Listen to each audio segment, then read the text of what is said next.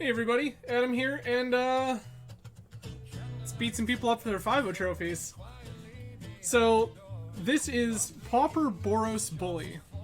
So, anybody who has interacted with me playing Pauper, you've probably run into this deck. This is another one of my favorite decks in the format. If you are not familiar with my Pauper accolades, or lack thereof, and not familiar with Pauper as a whole, what Bully is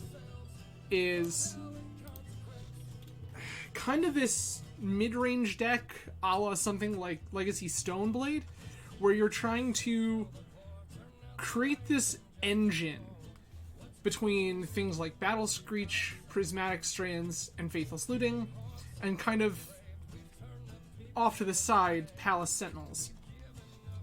So you have all these cards that you could get multiple uses out of, also Rallied Peasants, and you're just trying to build up incremental advantage while kind of keeping a lock on the game with things like Lightning Bolt, Journey to Nowhere, Relic, Prismatic Strands, Abrade, and just kind of keep things under control while you build up incremental advantage. So some of the notables: 3-Bin Inspector, turn 1 play, eventually going to replace itself by way of the Clue token, and just a 2 toughness body that can kind of get in the way of some stuff in the early game. Seeker of the Way, also sometimes referred to as Pauper's Monastery Mentor. So Seeker is a 2-mana 2/2 with Prowess, and whenever you cast a non-creature spell, Seeker of the Way gains lifelink until end of turn. So this means in the situations where you are battle screeching or bolting stuff out of the way, you get some more incremental value through Seeker getting larger and gaining lifelink. Squadron Hawks as another kind of source of card advantage. You play one, fill up your hand with a few more, kind of start going from there. It's also a card that if it's not particularly good, you can always dump it to Faithless Looting to find the cards you do need. So Rally the Peasants, I kind of mentioned a little bit earlier. This is an instant speed spell that gives your creatures +2/+0 and has flashback. So for 3 mana, 2/0 at instant speed, and then flash it back for 3 mana, 2 in a red at instant speed to do it again later. This is kind of the way you're going to close out a lot of your games. Relic of Progenitus just as a way to kind of keep graveyard shenanigans in check. Then you have Prismatic Strands and Battle Screech as kind of the engine cards of the deck. So Strands prevents all damage source of the color of your choice. All damage sources of the color of your choice would deal this turn. So you can shut off their attacking creatures, their burn spells, whatever it might be, kind of buy yourself a little time, or leverage that to make blocks more favorable for you, or attacks. Battle Screech is a 4-mana sorcery. You make 2/1/1 white. 1/1 white birds with flying. Then you can tap 3 untapped white creatures you control to make 2 more. So you play 1 creature, cast a Battle Screech, tap all 3 of them, cast Battle Screech again. Suddenly you have 5 creatures in play. Prismatic Strands, also worth noting here, has flashback for tap an untapped white creature you control. So this means that if you present a blocker, you can, again, like I mentioned earlier, Prismatic Strands to make blocks favorable for you, or use Strands to lure your opponent into a sense that you're going to trade some stuff off in combat, and then Strands just eat some of their board. Then you play a bunch of the efficient removal with Journey to Nowhere, Abrade, Bolt, Electrickery to kind of sweep up Bogles and things of that nature. And then finally, Palace Sentinels. This is a 4-mana 2/4. When it enters the battlefield, you become the Monarch. This is just another source of card advantage. It's a body that can kind of muck with any combat plans your opponent might have. Eventually, it can get in the red zone if you need it to, and you're just going to draw some extra cards in the meantime. Then, in the sideboard, some Pyroblasts deal with the blue matchups, some Circle of Protection reds. This is going to Circle of Protection greens. This is going to deal with things like Bogles, Stompy, things of that nature. Electrickery, again, Sweeper for X1 creatures. Dust to Dust and Revoke Existence are both here for affinity, so it's going to exile their lands, other relevant artifacts they may play, just kind of clear some stuff out of your way, hopefully slow them down a little bit. Then you have Circle of Protection red. This is going to come in for burn, and these red aggressive decks to kind of blank whatever they're doing. Another copy of Electric, like I said, is the X1 Sweeper. And then finally Flaring Pain. So when you're ready to crack for damage, if your opponent is playing, say, Monarch, or also playing something like one of the various Tron variants, all of these decks tend to play effects that would prevent damage, fog-style effects. Flaring Pain is going to make sure that you can punch through for damage when you want to close out that game. So, that is the deck, and without further ado, we're going to get right into it. So, let's see tonight if we're the bully, or we're going to get bullied.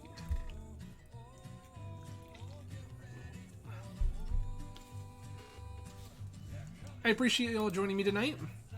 There are plenty of ways you could choose to spend your Tuesday evenings, but I am grateful that you chose to spend it with me.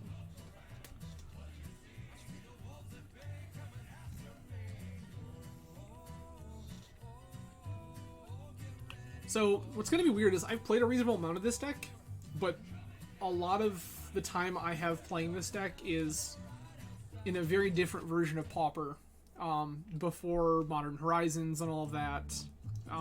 Even before Astrolabe Ephemerate shenanigans. So it'll be interesting to see if it feels similar to what I'm used to.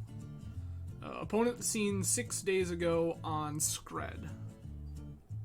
So we might have a grind ahead of us.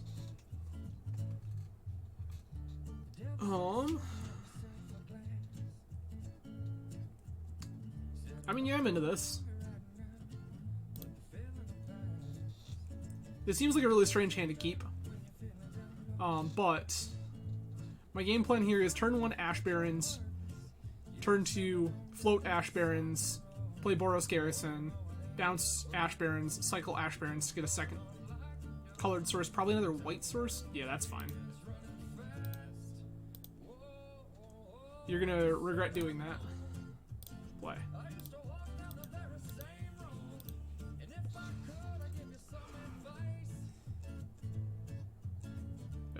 Your duress resolves.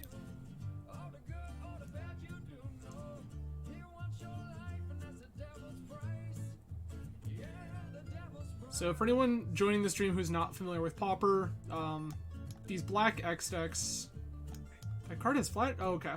You just have another random Bojuka Bog, I understand. These random, like, black-based decks are pretty common. Bounce this one, cycle this one, get this.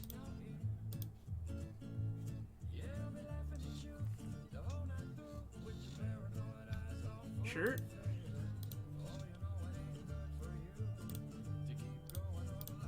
Play this. Play this. 5 cards in hand. I'm gonna take 2 of these Squad Hawks.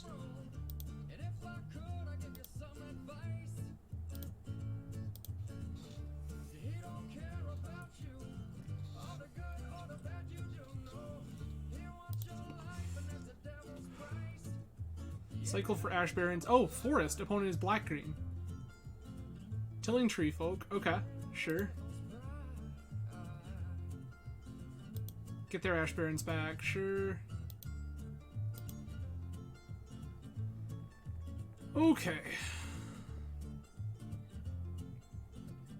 So... I guess... At this rate... Kind of want to cast this Looting. I'm going to bin this Prismatic Strands. I think one of these Squad Hawks, I don't think I necessarily need that right now. Play the Seeker of the way. Play Garrison, pick up my basic there. Then I'll poke for 1.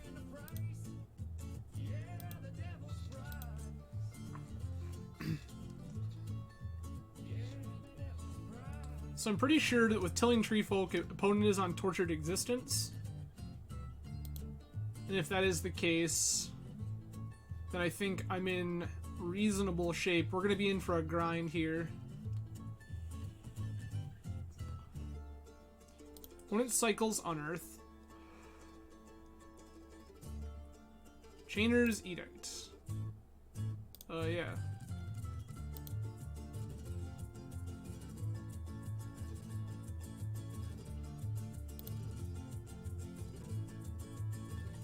Okay. So now, I think what I'm gonna do here, Battle Screech.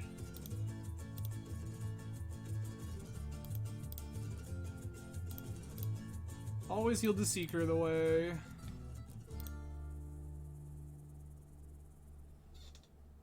Then I'm going to bolt this.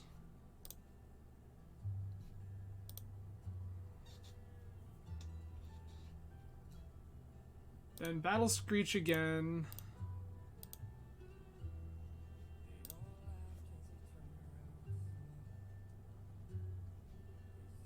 Opponent gonna snuff out, sure.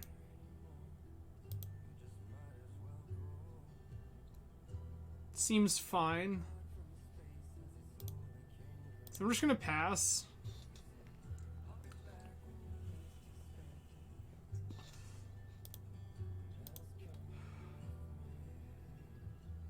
Alright. Start by casting this Faithless Looting.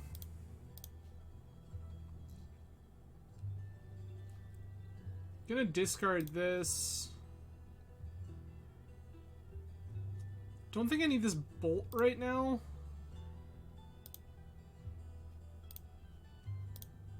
Cast this Squad Hawk. Yes. Get the other Squad Hawk.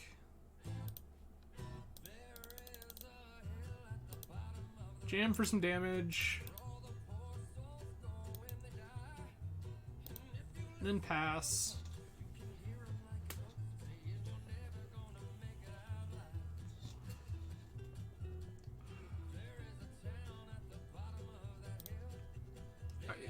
Yup.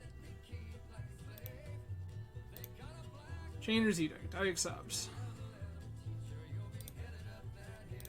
Battle Screech.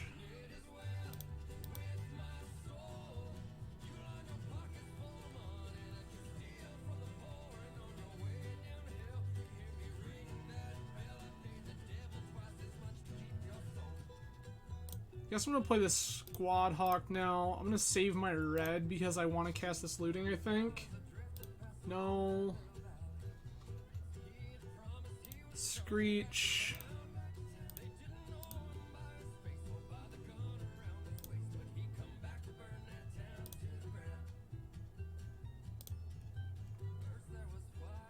Sure.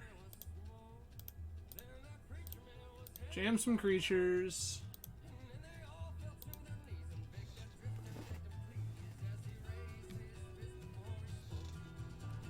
Cool.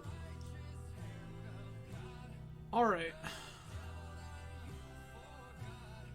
Like, I don't know that I necessarily need anything. Like, COP green is a thing that is of minor interest here, but not much. I think this is a matchup we're kind of just supposed to be okay with. So I'm just going to run this back with this, especially being that we have these two relics main. I think that we're in pretty good shape.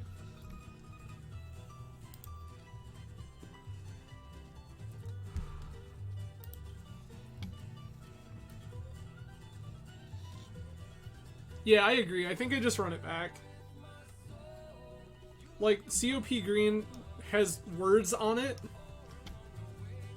And then, like, Flaring Pain might do something, but I think that at this point, not... I think that we're just pretty well set up. This is basically the same thing I did last time. There's less removal in this hand, which is, like, relevant to a degree. I'm just gonna play out all these Bojuka Bogs before I do anything. I love it. Ash Barrens. Go ahead.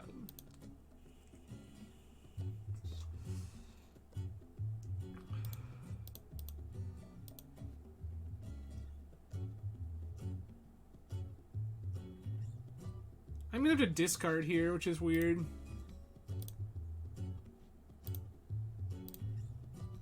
Pick this up. Cycle this. Get basic planes.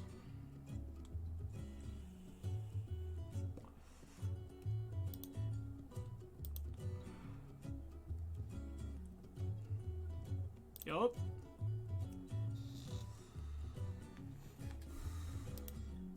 I will discard Forgotten Cave. I don't feel like that is a thing I need in my life.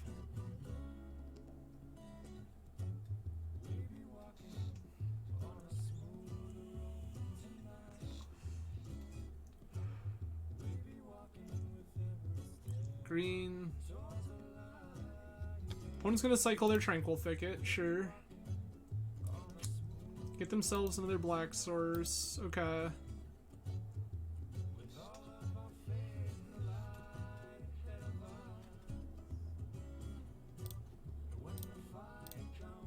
Just gonna play this.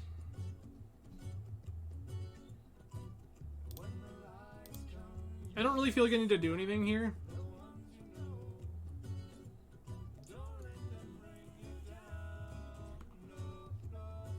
That's fine.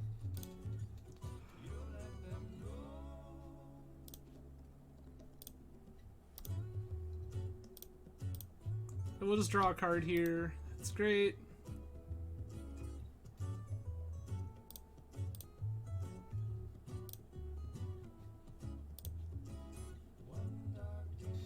I again don't feel like I'm the one that needs to blink here.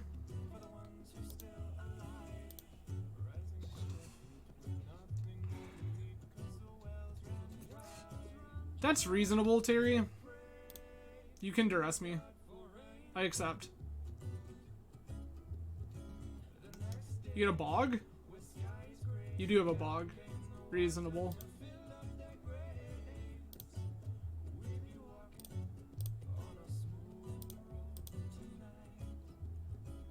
Okay. Drew another land.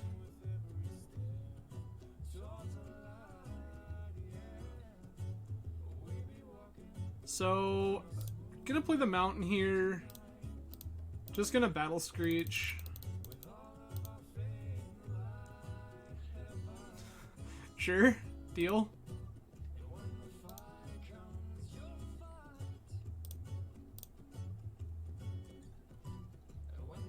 I'm gonna dump both of these Ash Barrens. I think my mana is already good.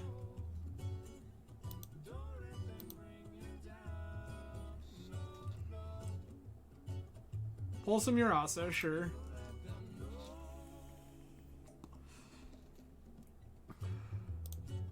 Cycle.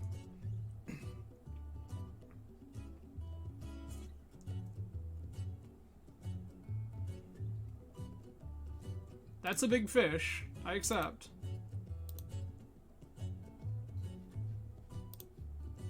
Big fish. Take a journey.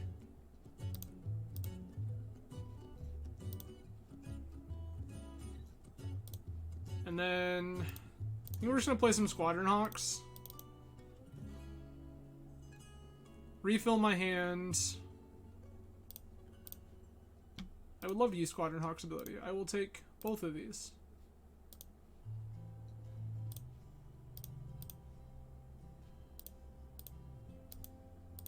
I don't need to stop yielding. I just want to continue to yield. Hey look, there's no more in my deck. Battle Screech. 1, 2, 3. Attack you for 1.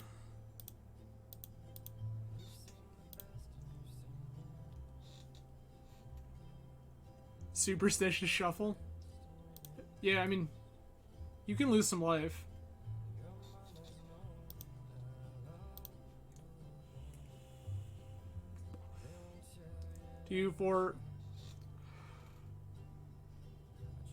I'm just gonna try to kill our opponent here. That's where I think I'm at.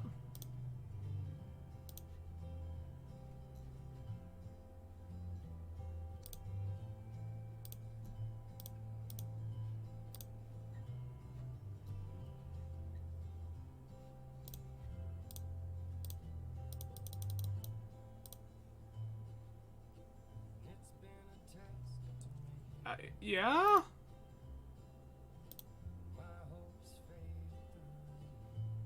Sure.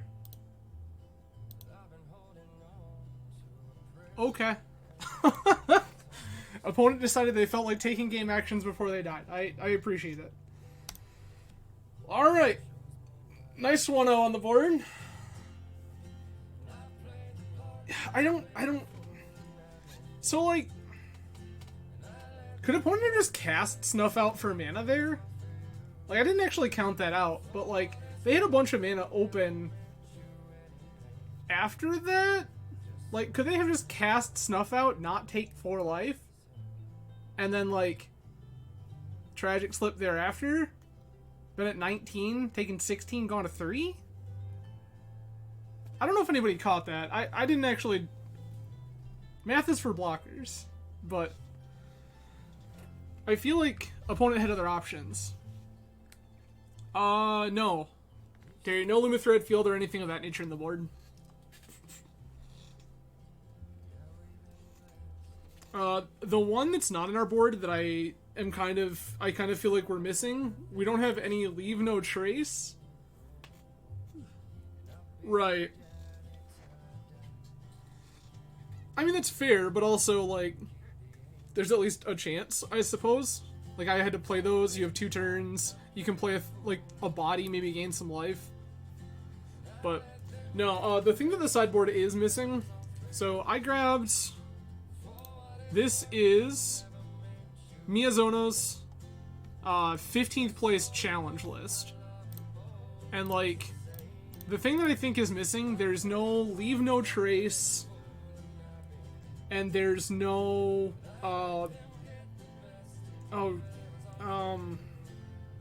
Patrician Scorn. So there's no kind of enchantment wipe versus Bogles, but I guess the plan there is that you're playing, the Circle Protections instead, which I guess is fine. And it has more text against Stompy, I suppose.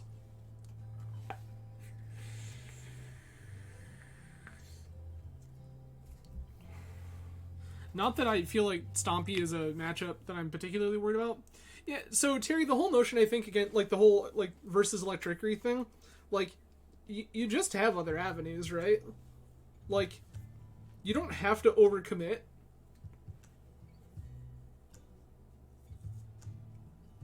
I mean, I agree with that too, Terry. I think that there's a whole series of plans.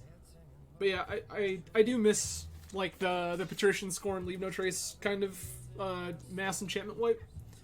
But as it pertains to the Electricity thing, like, you don't ever have to really overcommit against those decks. You can just plant a couple of bodies and make them, like, 1-for-1, like, a bird token. And that's okay. So I think that's the game plan in those matchups, is just like, play more patiently.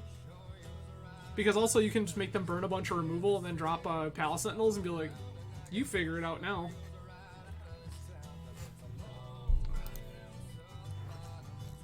Okay. Thanks, Moto. Ooh, we won the die roll even. Yep, like this. Easy keep.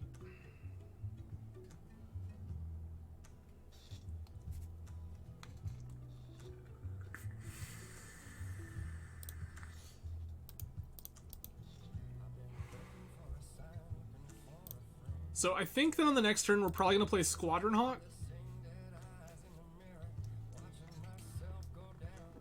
Unless I figure out that opponent is on like a no removal kind of deck. Yeah. So in this particular circumstance, like, I'm just going to jam this Hawk.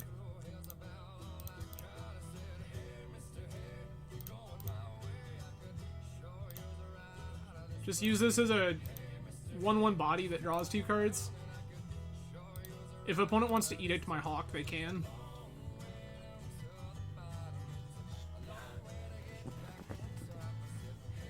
Yeah, so Travis, I think the answer to your...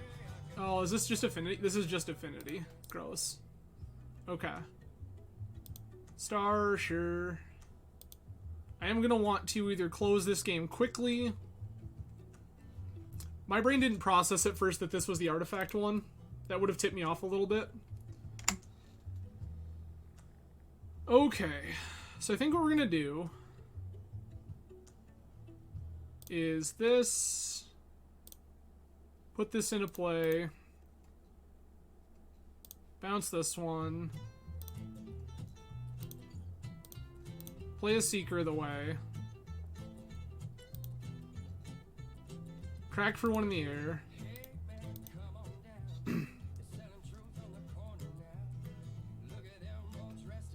So Travis, to answer your question literally. Yeah. So Travis, to answer your question literally, Pauper's the format where everything that is legal is only at the common rarity. I used to play a lot of Pauper before moving to Grand Rapids, but I kind of fell out for a whole series of reasons, part of which was time. More directly, to answer your question, why am I playing Pauper? I'm still not really in love with where Legacy is right now. I don't love... Yeah, that's fine. I don't love the position Legacy's in right now. I really just don't. And so, as a part of that, I've kind of decided to start looking at other formats, and one of the easy ones for me was to revisit Pauper, which I was already familiar with and liked. So, Greg, there, is some amount of a scene.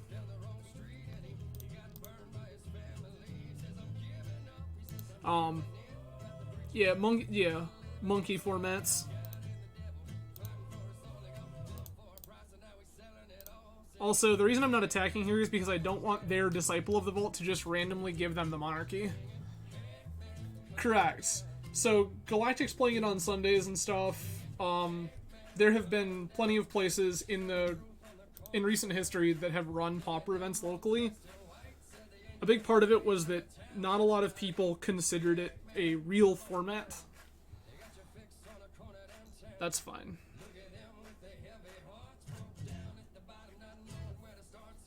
Because people didn't really attribute a whole lot of value to the format, just nobody played it with any real regularity. Now that the format's kind of a little more legitimized, it is kind of a different situation.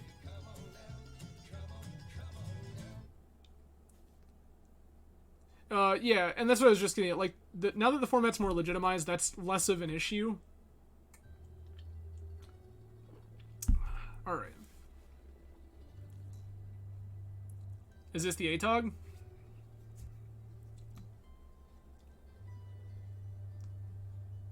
Yeah. Your stuff happens. Yup. Please, Moto? Thank you.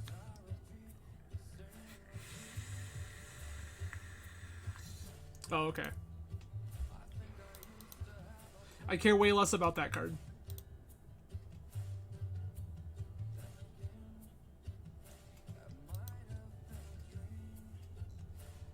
So what that really came down to right there is how much do I need to respect ATOG right now? And given the opponent didn't cast their ATOG, right? Yes. Take this one. Okay.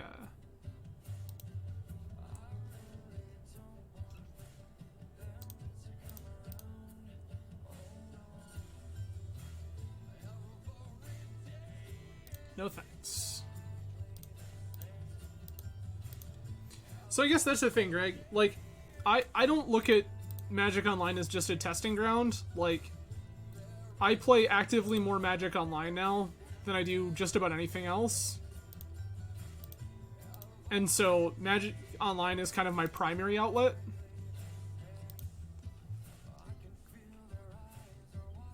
Dece.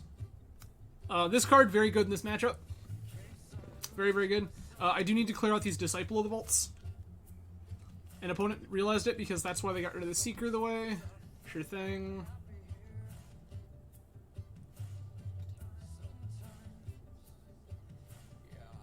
If an opponent doesn't present an ATOG here, I'm probably... Actually, if opponent taps out, I'm probably just going for lethal.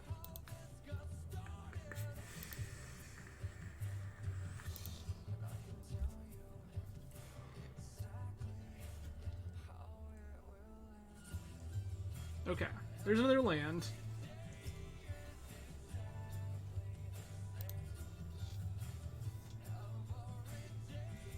Yeah, Greg, I will say that, like, I've greatly enjoyed playing on Magic Online because I can play what I want when I want and not have to worry about, like, my schedule not lining up or this, that, or the other.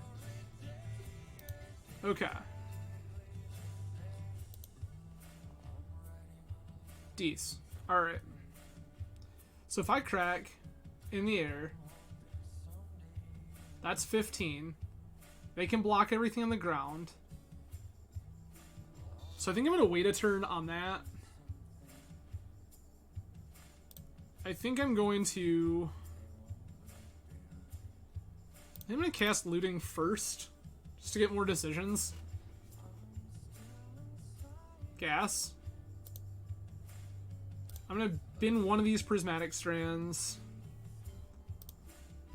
I'm going to play a Squad Hawk.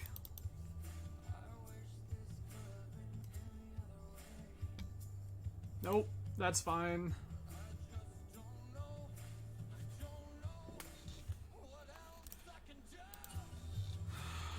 I'm debating flashing back Looting here to try to go for absolutely bananas. I think I can be patient. I do think I will attack here with all of the flyers. I'll just take my points of damage where I can get them.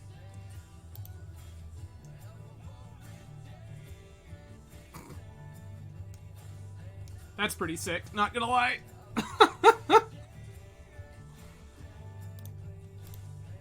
Yep, we're gonna cast that right now. That's too good.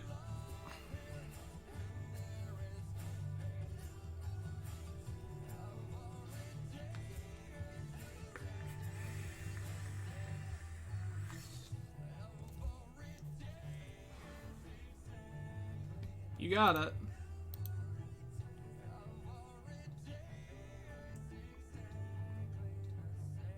Yup.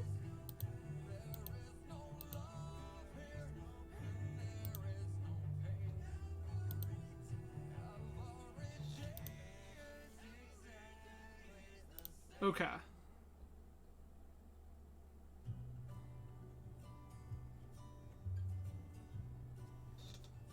So opponent's hand needs to contain Wedding Invitation and Fling in order to beat me here.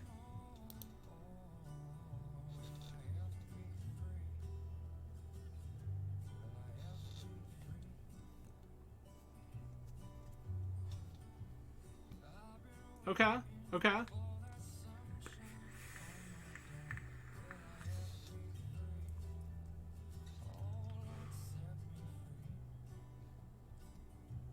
Opponent's gonna return their stuff with Blood Fountain, that's fine.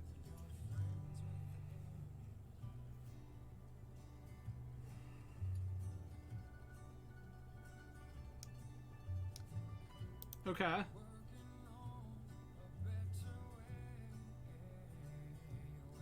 "100% promise you I'm not blocking." Good plan.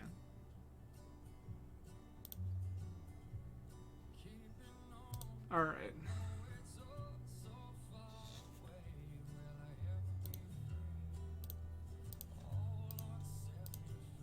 I will declare attacks.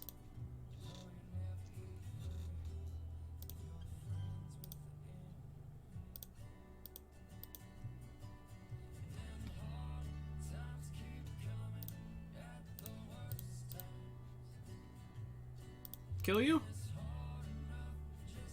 Sick.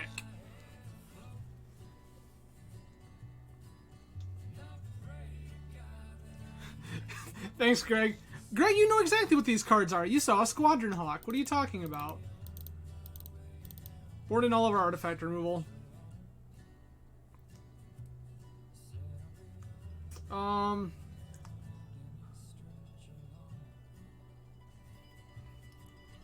I have to decide what I'm cutting. I think the relics are pretty easy, and then I have to make 3 more cuts.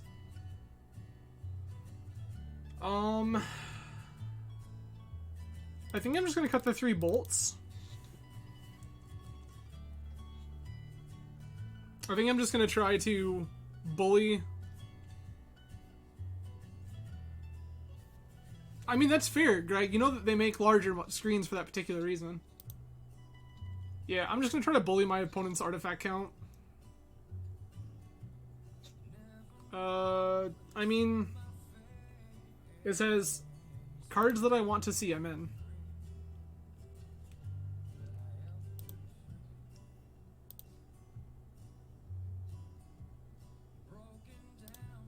I'm gonna hold on to that for now.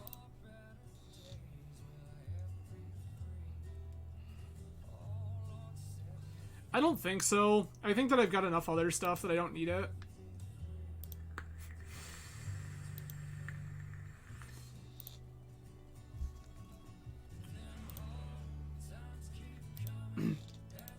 I'm just gonna be patient here right now. Like, in this matchup, I'm the control deck. So my game plan in this matchup is just to kind of take my time. I'll do the thing eventually.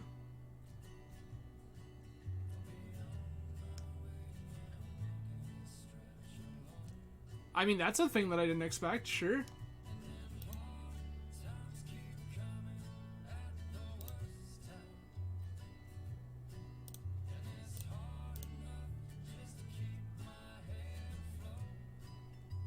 I guess I've still got that pretty well checked though too with prismatic strands.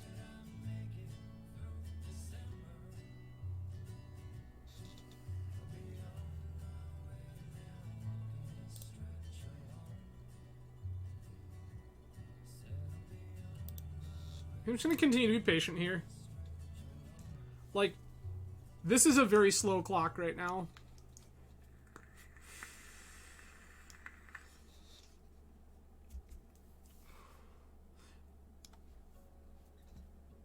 That's fine.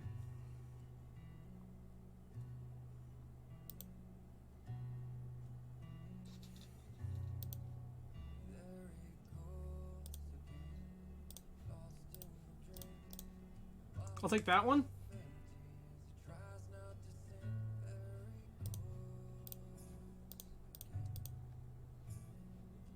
Then this one.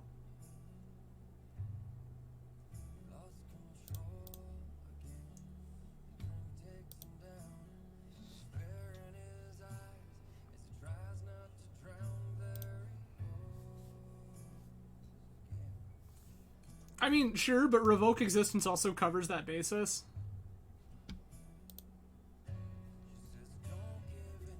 Like, I can just take my time and win eventually here.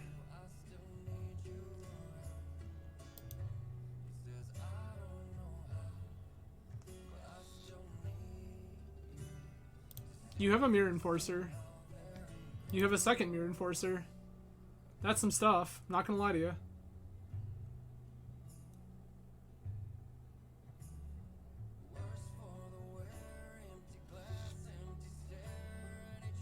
You got it. So I think this is the turn where I'm going to cast this Faithless Looting looking for exactly Dust to Dust.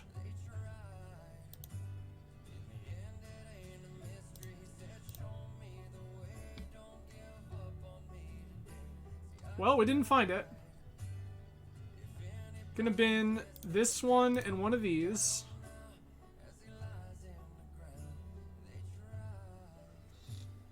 Alright.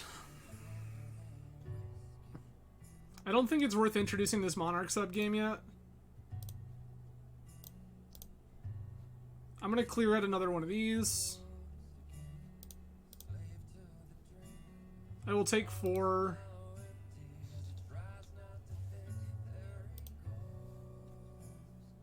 Yeah, Terry, I don't actually own any of the decks I play on Magic Online. All of this courtesy of Mana Traders. Thoughtcast Resolves. That's a Disciple. That's another Mirror Enforcer. Ichor Wellspring, sure.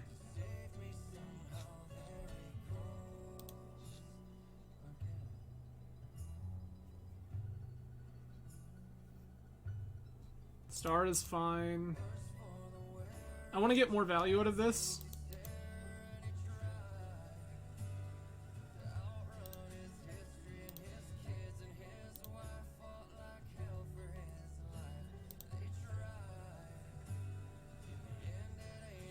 Okay.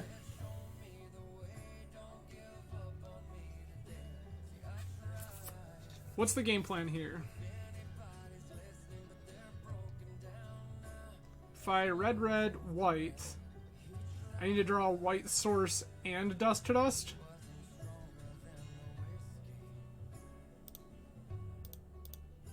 I think that's where I'm at, though.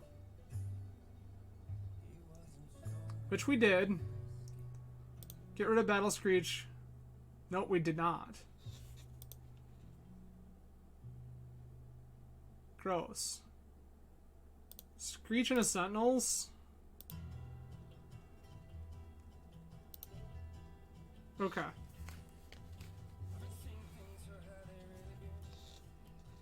I can just lose because this Disciple of the Vault exists right now. 1, 2...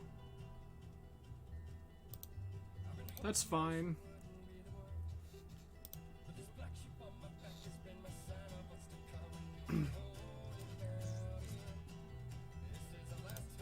Gross.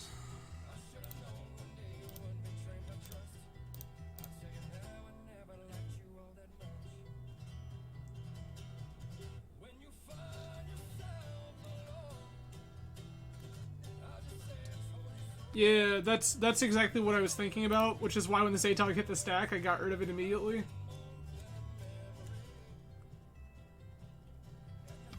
Prism's fine.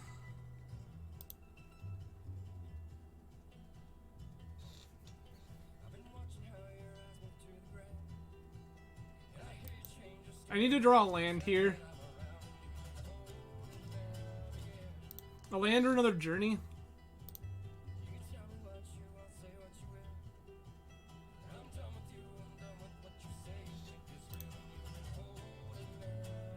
Okay.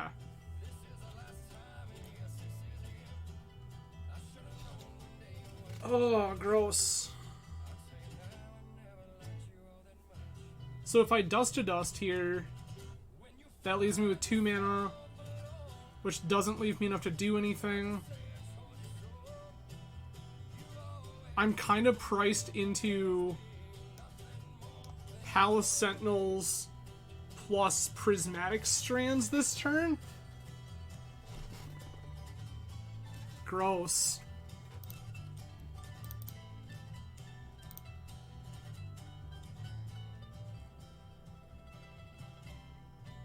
Yeah, I guess that's it.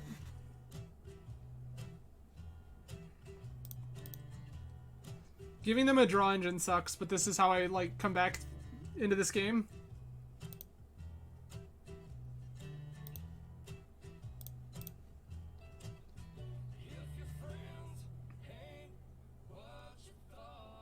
Oh, I'm very dead.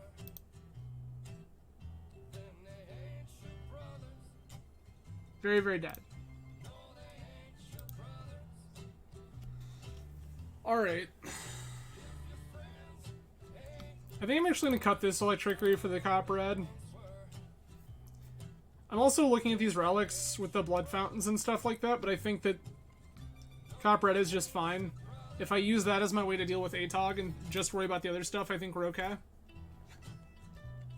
Yes. This hand is awkward, but I'm keeping it.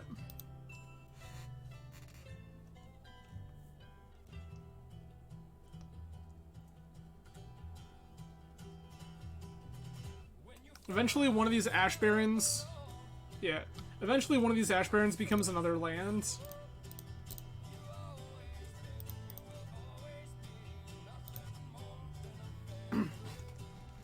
Like, next turn I think it's Seeker the Way. That's gross. That's gonna be very good.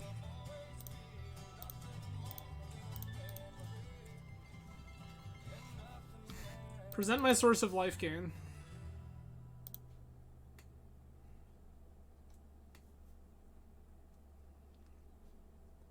Sure. We got a new song that kind of Basic land cycling, cycle this. Grab a white source. Revoke existence. I think the red source is the one I want to get rid of.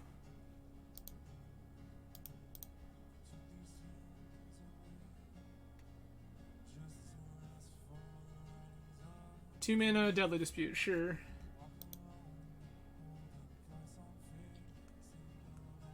I mean, you kind of did what I wanted you to do anyway.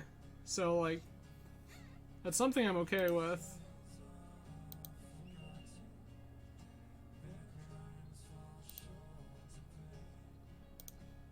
I'm gonna make this attack.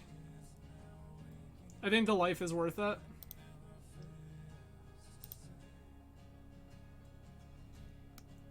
This Dust to Dust is gonna buy me so much tempo. Prism is fine.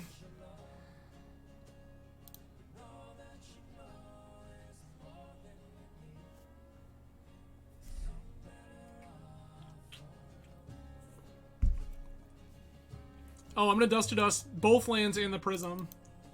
It's just happening. That's also good. Oh, I forgot that it's 2 and not 3 for some reason.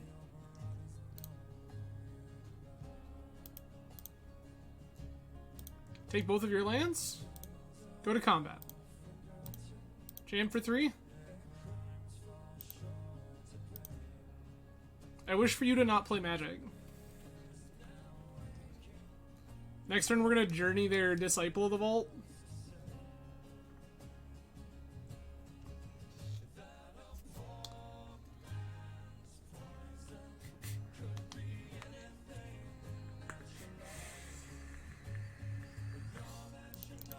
That's fine.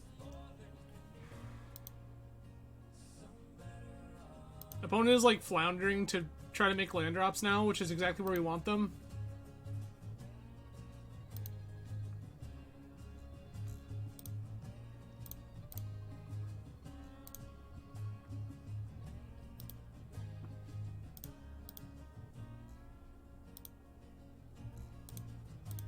I'm gonna cast this looting.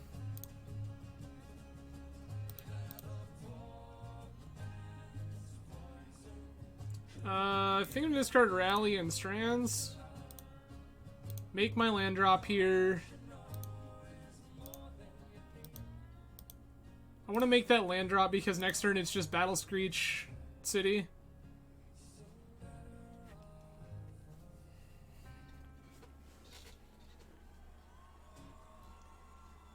Thoughtcast is fine.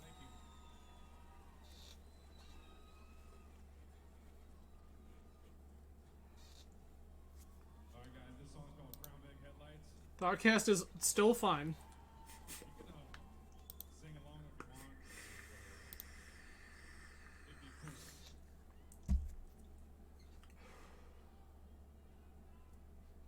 Opponent now discarding cards that aren't lands. Sick. Screech.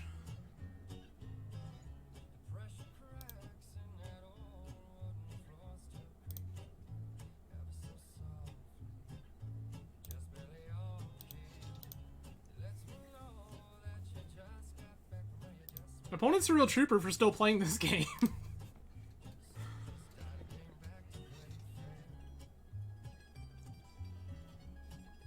You got it.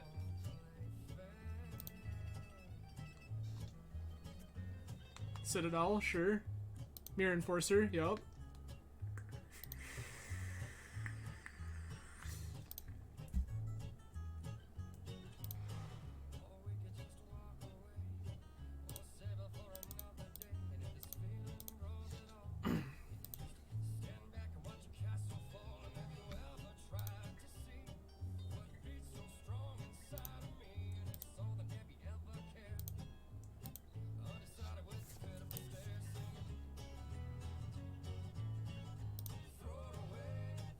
And I'm 100% just like attacking into this nonsense. If opponent wants to sack one of their things to give me 5 life and Like, I feel like that's good for me. Especially given that I already have the rally in the graveyard. Easy money.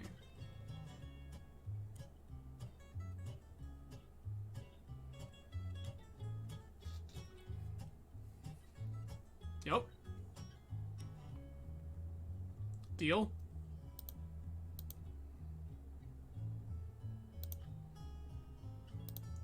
I'm at 37.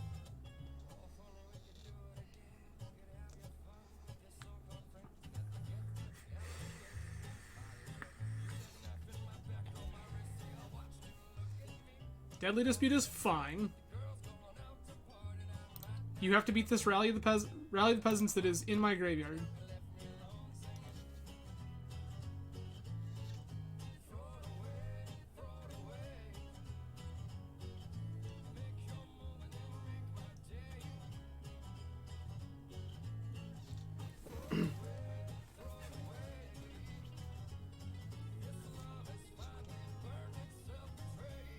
And actually, funny enough, what I'm going to do is I'm going to leave one of these bird tokens back as the flashback for Strands in the event that the opponent somehow stitches together Electricity. That's fine. That doesn't matter at all.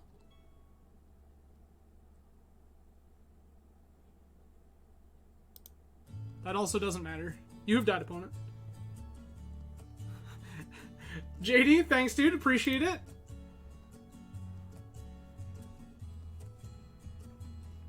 Cool. Opponent has conceded. Yeah, I'm not sure what opponent was even digging for there. Like, if it wasn't Electricity, they were dead. And then we had Electricity covered even. Yeah, that's what I was thinking, Terry. Like, what is it opponent was looking for? Like, Electricity was the card they needed, if it's even in their deck anywhere. And they continue to tap out of it. I mean, they're welcome to do that. Like, I came to play Magic. That's the way I've always felt about it. Like, I came to play Magic. We can take however long is needed. This seems fine.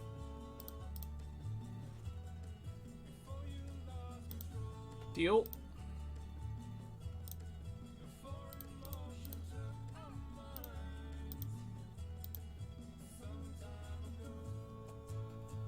Smells like Bogles. That's fine. That is also fine.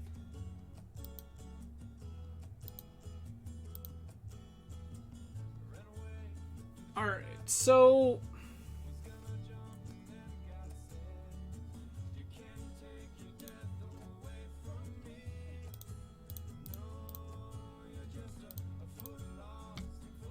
Gonna take a Hawk here.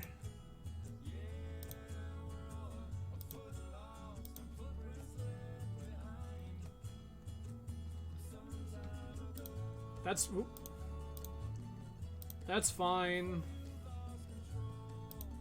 I mean, this is fair. Like, this is exactly the kind of thing, right? We were talking about how my deck doesn't contain the card to beat this deck. Rancor's fine.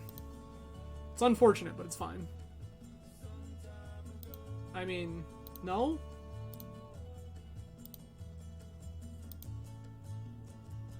Okay.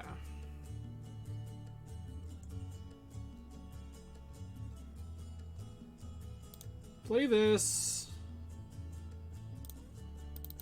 Play Hawk. Yes. Get Hawk.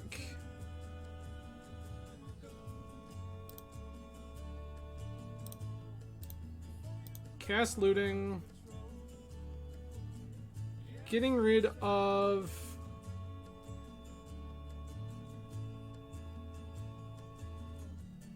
Probably Strands.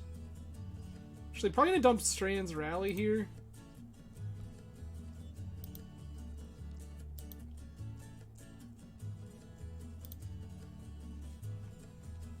No, I think I want this looting for the future. That's unfortunate.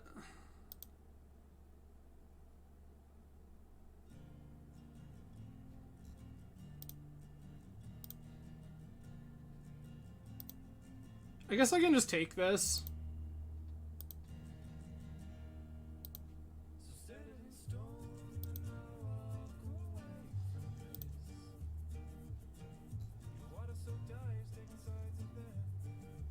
Okay.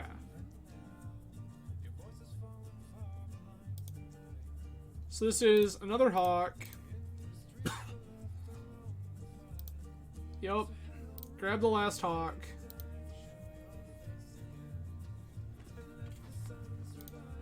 Play my last hawk. No thank you. Take my 2 points.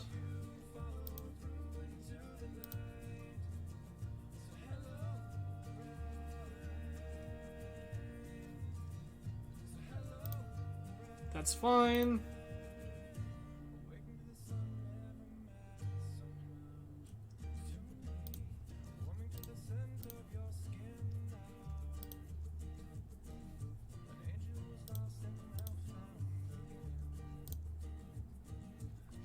Gonna name green here.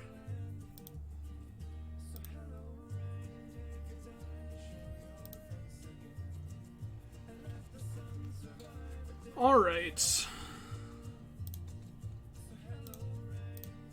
Cast this looting. Junk Garrison. Ash Barons, I think.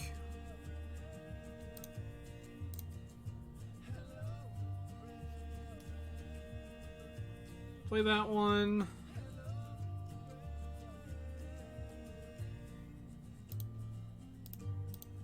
Crash for 3.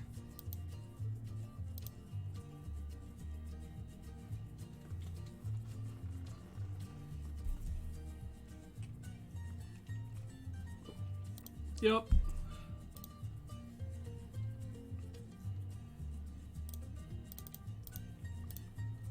Cast this here for lazy.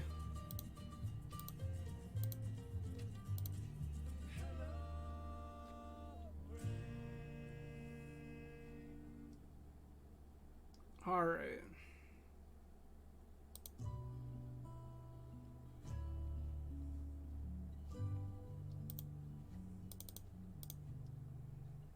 Cast my rally.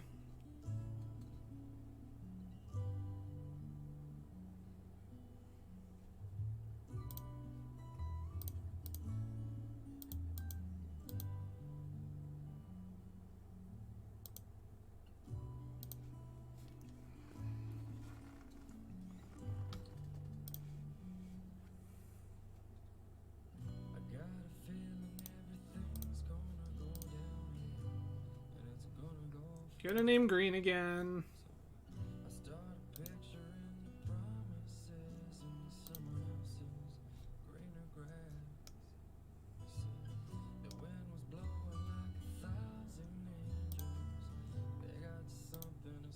Pilgrim is fine.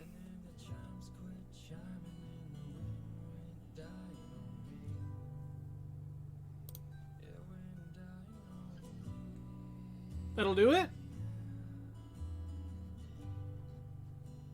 Play my land, go to combat, kill them?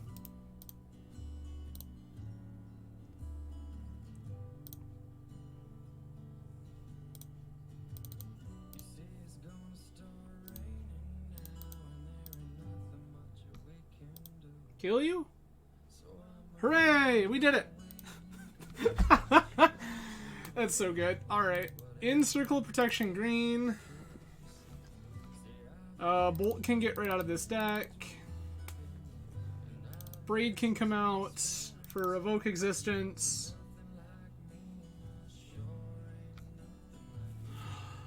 I want this other Electricity. This other Revoke Existence. I'm gonna get rid of these relics that I don't think do anything.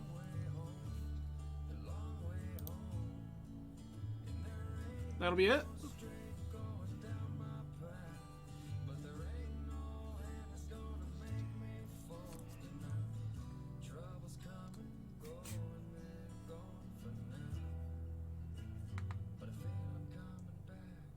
Oh, why are these... I guess... Yeah, that's kind of unfortunate. This journey should be Bolt.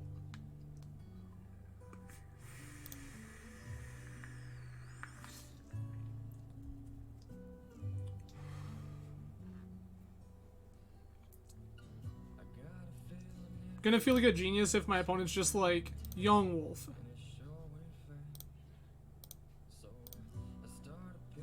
I'm gonna dump Journey. And I think a Battle Screech?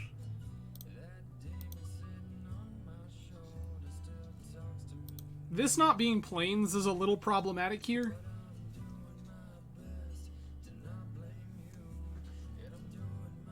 You have a Ledgewalker. Draw Electricity. Oh, come on. That sucked so bad.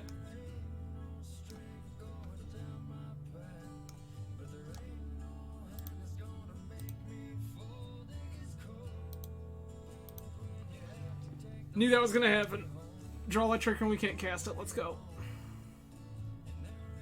Cloak is fine.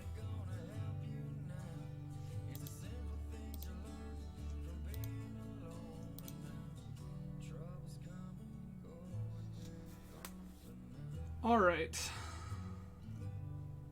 So what's the move here? I think the move here is Seeker, Mountain, go, cycle Ash Barrens to get a land that I can actually use. That sucks.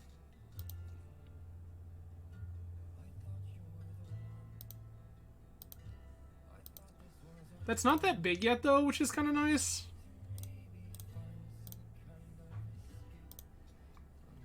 Like, it is still a beatable size. That's gas.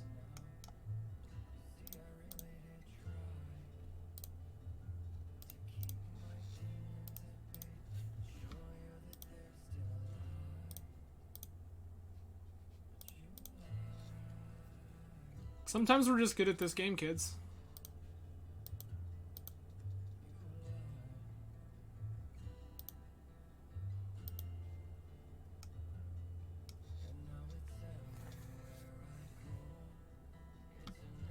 That's fine.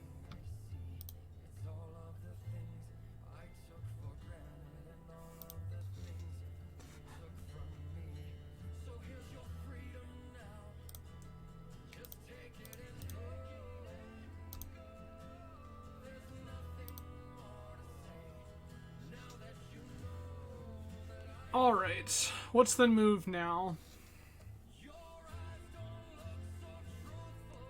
Just wait, play another Seeker. That's the move.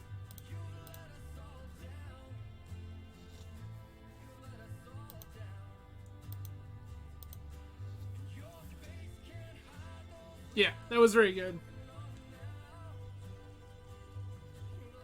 This opponent has another one. Okay.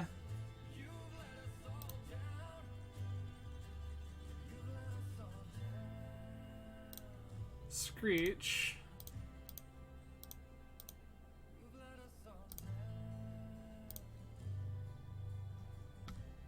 Okay. Screech again.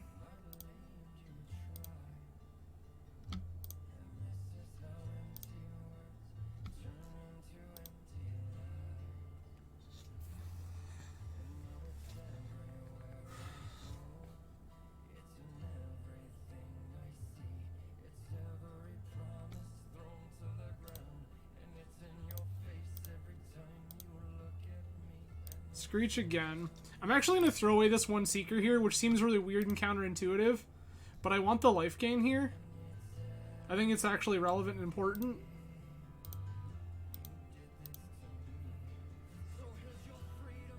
Yeah.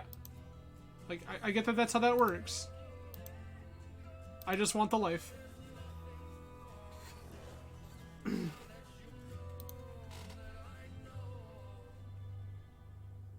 I'm not even gonna block. That's fine.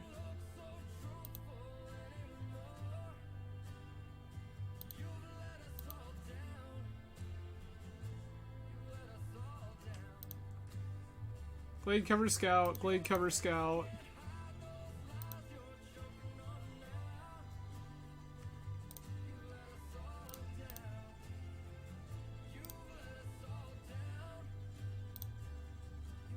Wipe your board. Always yield to garrison.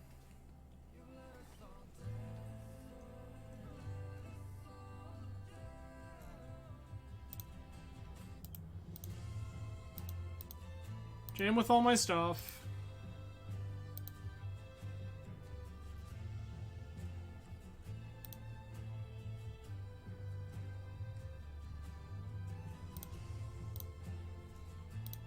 Opponent not even gonna bother. That's...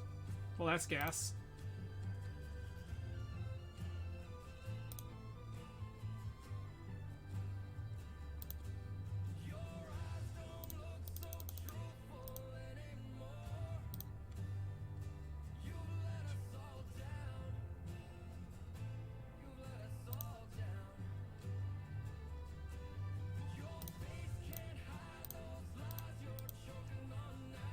Rally in.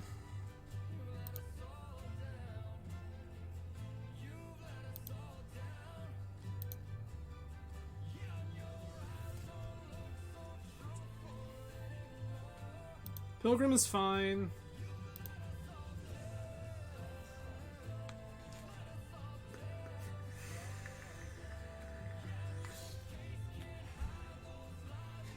Abundant growth, sure.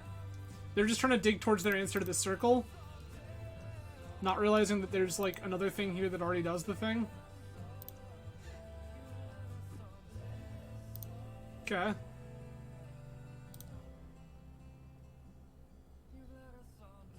This turn is just another crack with all the flyers.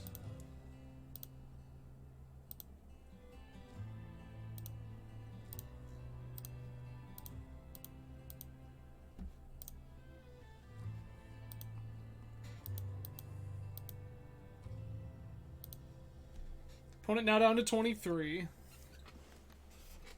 Much more manageable life total.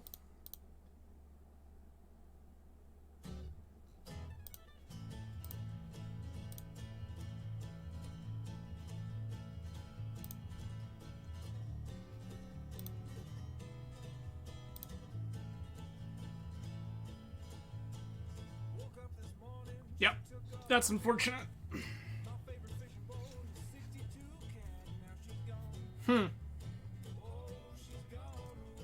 And I didn't block. Gross. Okay. Should have played around Flaring Pain. Got it. They have a couple of them. The number is not very high, but there are a couple of them. So, I guess it is what it is. I exiled an Armadillo Cloak, cleaned up 2 bodies, fogged a bunch of damage, brought them down from like 60 or some garbage. Can't keep that, that's a 1-lander.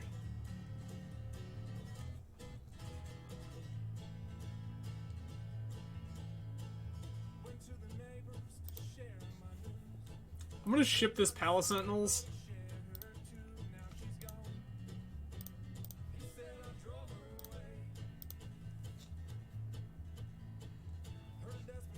I don't love shipping that Palace Sentinels there, but kind of is what it is.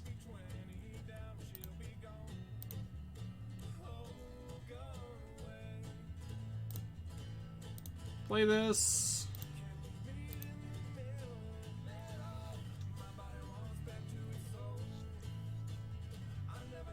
That's fine.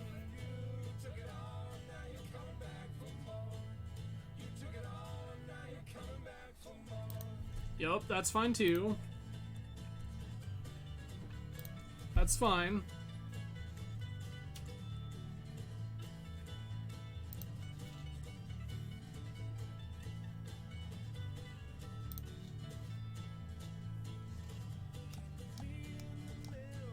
Gross. I've just got to pass here. I have to respect it. I don't like that I have to respect it, but I have to respect their stuff here.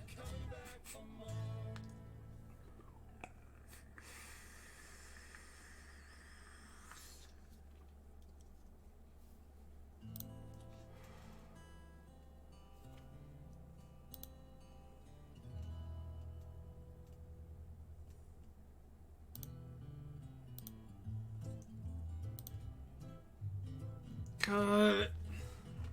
Just dying here.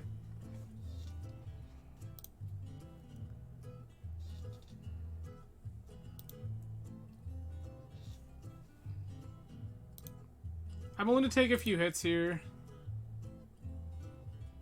I want them to commit more resources. That's gas.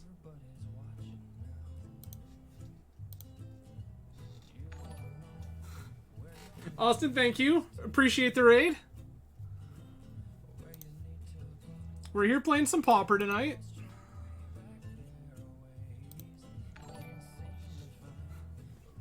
Master Trader, thank you for the follow.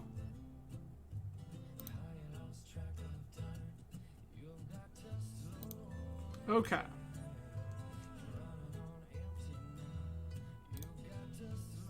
Play this garrison. Pick this up. Cycle this. Grab myself another white source.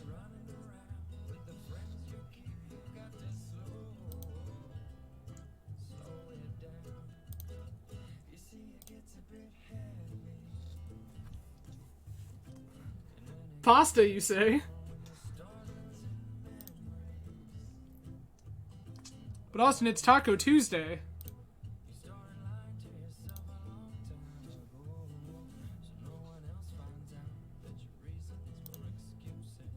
Alright.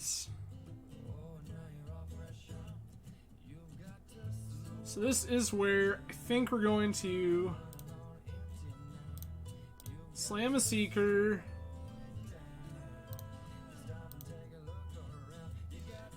Blow our opponent out with the strands.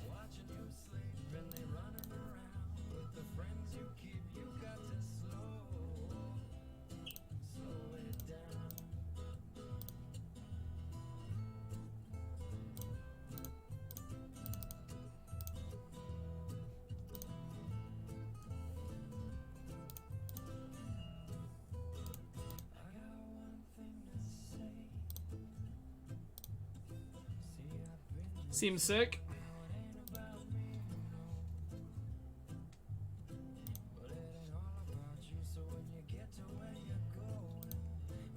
Okay. Opponent has the second body. How many enchantments do they have? How bad does it get? Bad. Got it.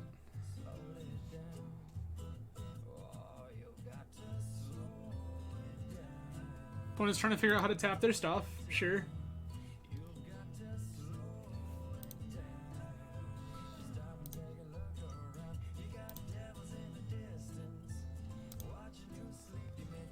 Alright. Seeker.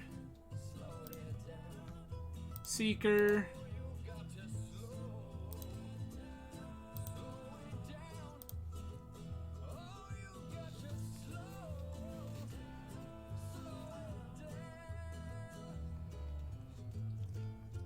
Yeah, so I decided I had leftover taco stuff from the other night, so I was like, yeah, Taco Tuesday, taco leftovers, let's go.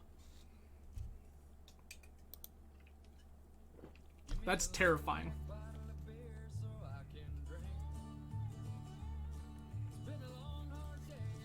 Abundant growth. Sure.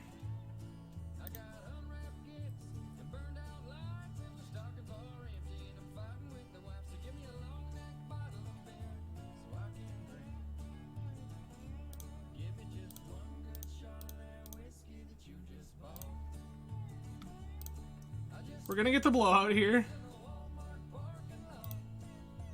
If I can keep Magic Online open, that would be great.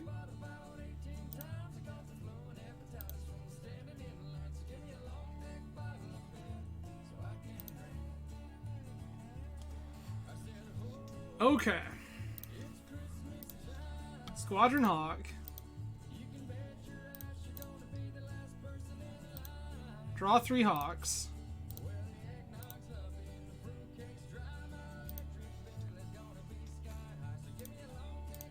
Hawk.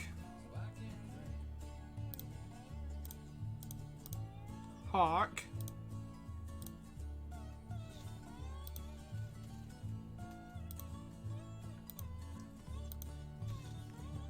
Just pass here.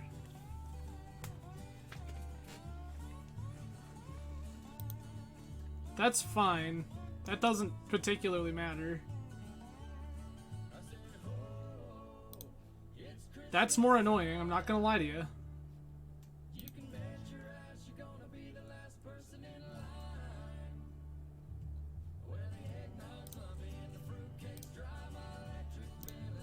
Strands here. Gain some life by triple blocking.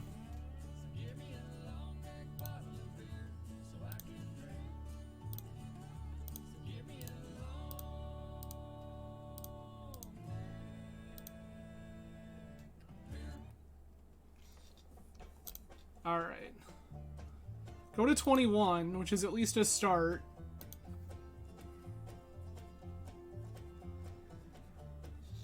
Alright. What's looting?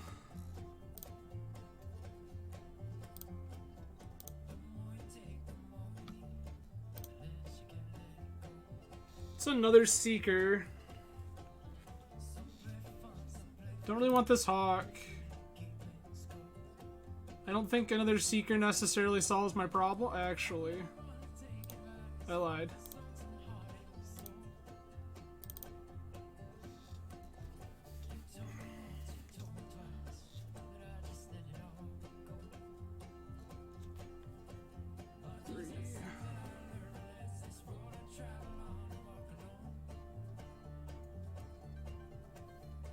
Can I just crack for enough damage here to make it problematic for my opponent?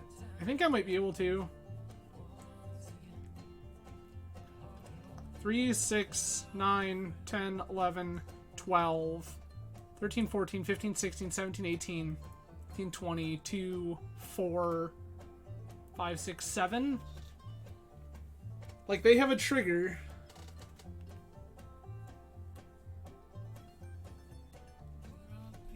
This makes the math really weird.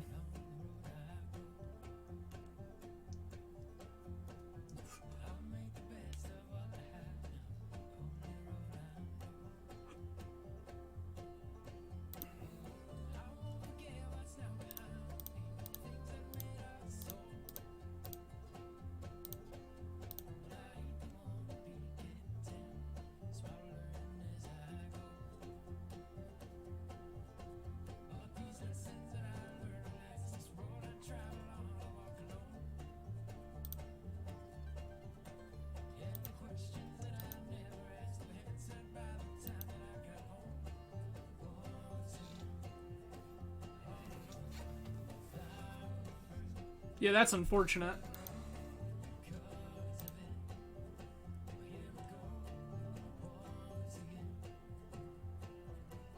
$34. I can soak up to gain 5. It puts me exactly lethal. Yikes. So I would have been better off just like alpha striking my opponent there. Guess let's show opponent what we're holding.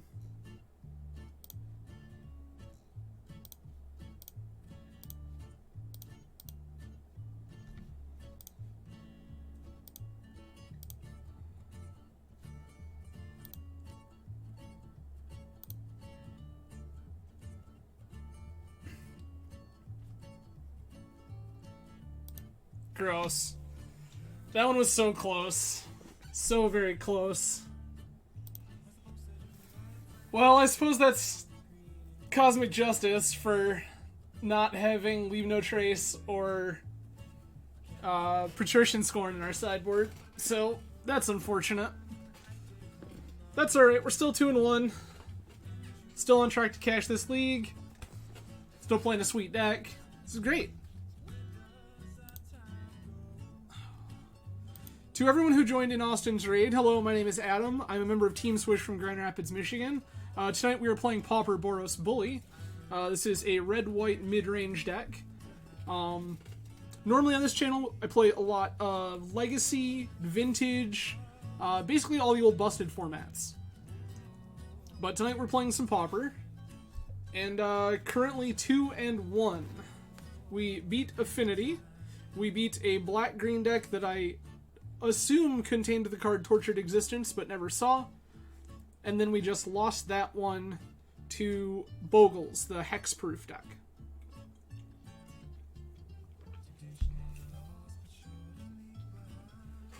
Ooh, round 4 already. Let's go. I would love to play first. Yeah, this is fine. Keep. I'm just gonna turn 1, jam this Relic of Progenitus because I can.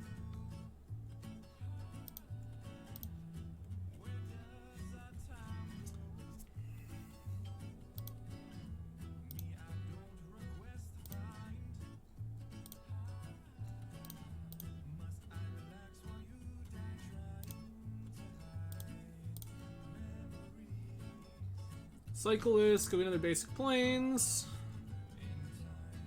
Say go.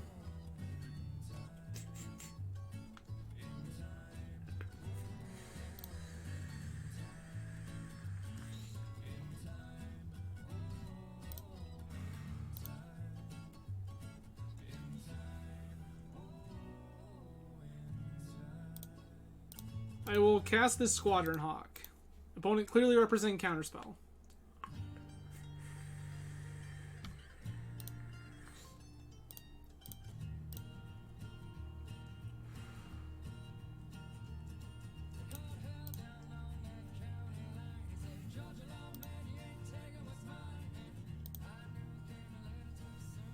Seems great.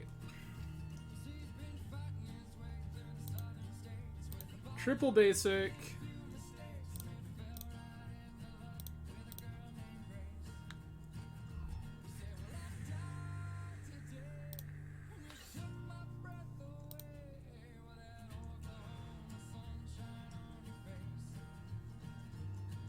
We're in my end step now.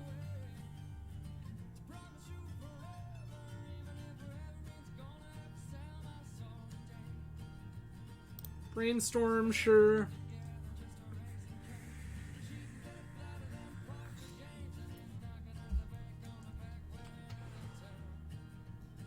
Sweet.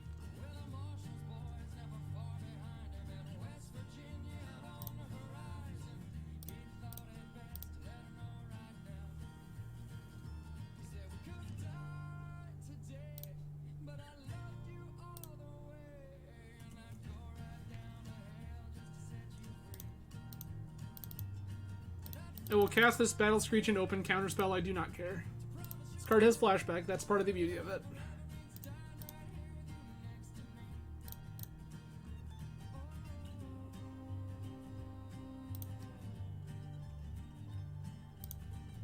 I will just apply pressure now.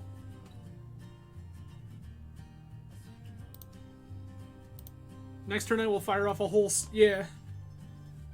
Next turn I'm just going to fire off a whole string of Battle Screeches.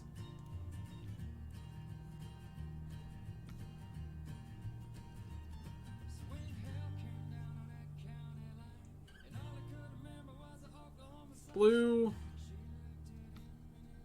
Sure. That's fine. Another island. Fairy Seer. Sure. So it is correct to do this now.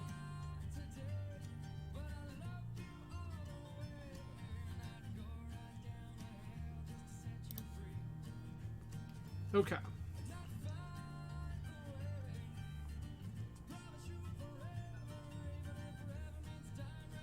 So this very clearly is the blue-red Scred deck. Just gonna jam another one of these on the stack.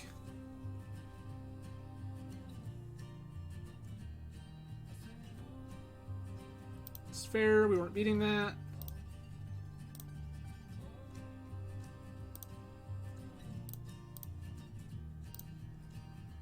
I will exile a card from your graveyard.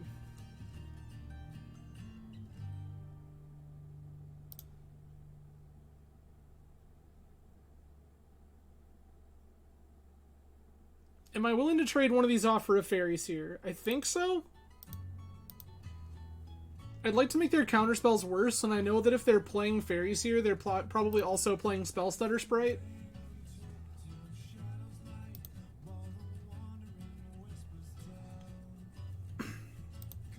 Fairy Seer is fine.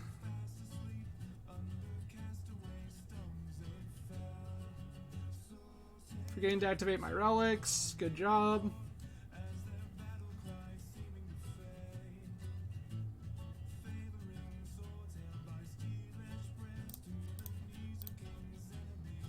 And also, Jerry, the relic activation is more just because it keeps their stuff in check, and I don't know what all they're playing.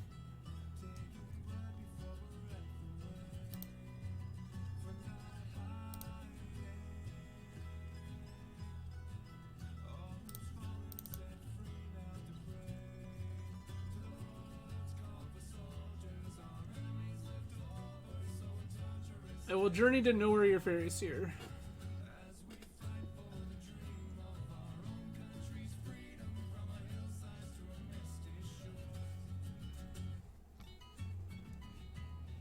Spell Stutter Sprite, sure.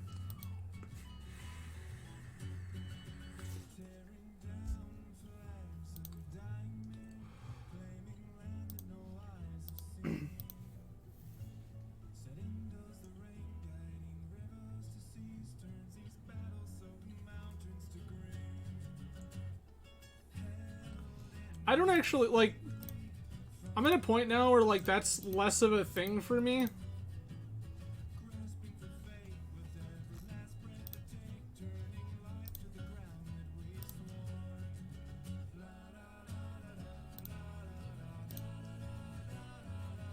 Just gonna take this extra fairy out of play.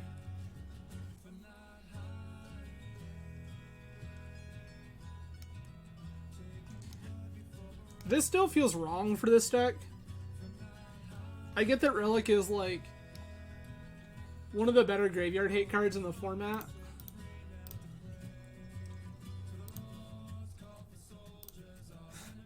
It's not necessarily the clock I'm worried about, Terry. It's just kind of checking their graveyard.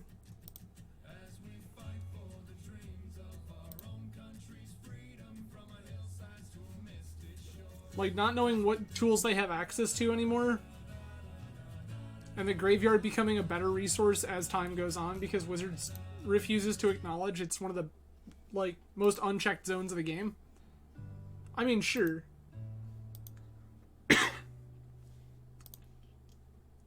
Okay.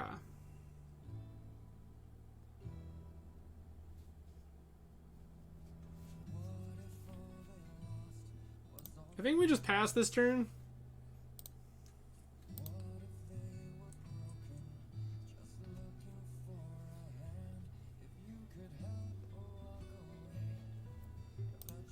Your brainstorm will resolve.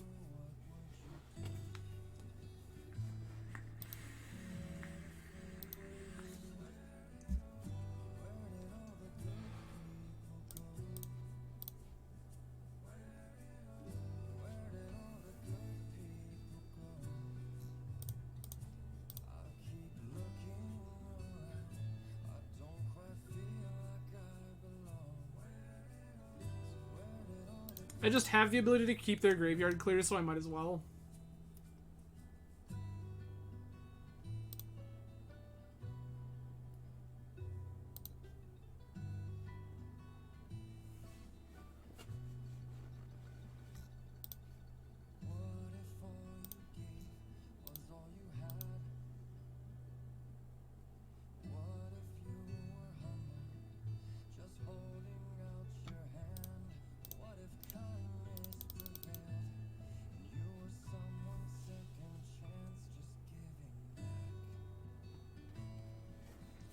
Alright.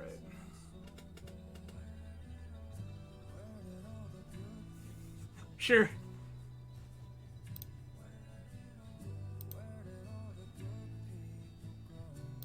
Elden Blue.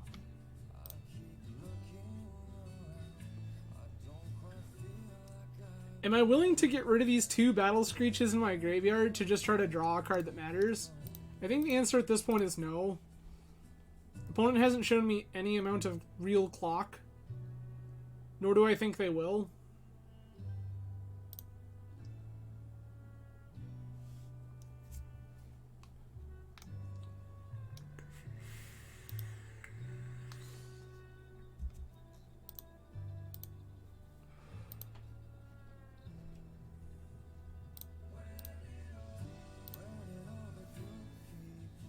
Alright. Looting. Bin both of these rallies.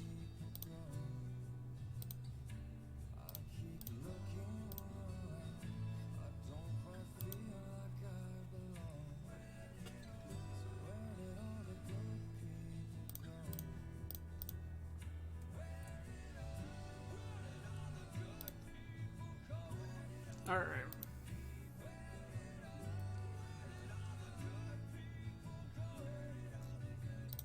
Ponder is fine.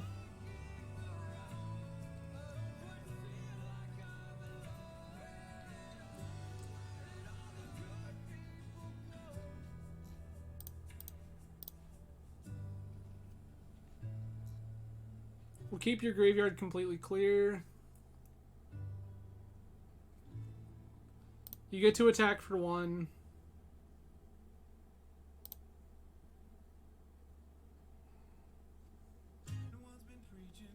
Shit. This is the ninja. Okay. This is where things start to go sideways.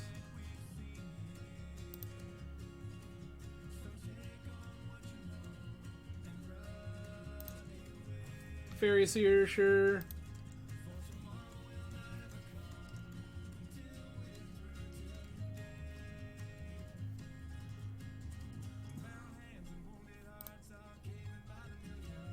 Gross. Faithful Looting, save me.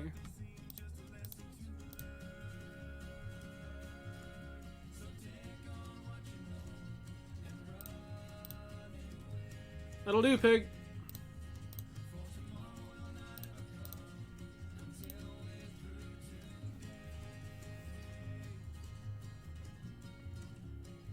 Yeah, that seems right.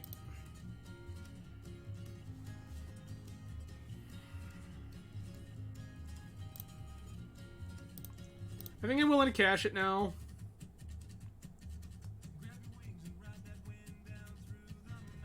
I want to get this ninja out of play. Gross.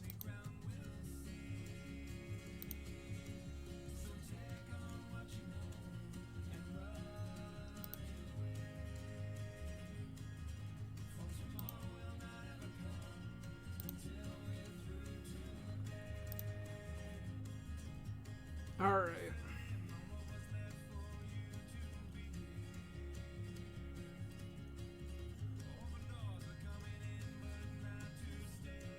That one sucks a lot.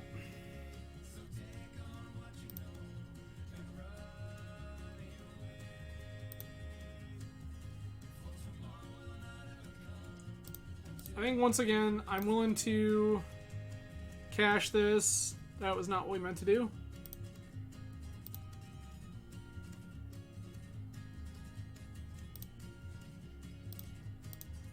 I will cycle this just again for deck thinning.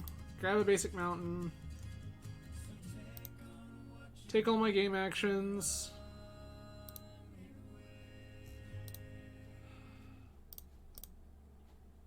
Gonna bolt this one for the sole purpose that it's the one that's actually gonna kill me in a fairly quick amount of— oh, gross. 5, 6, 7, 8. I have 2 turns to dig my way out of this.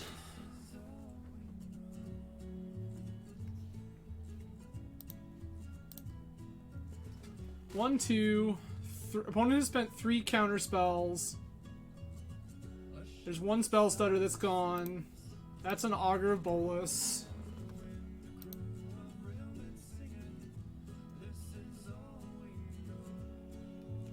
Yikes.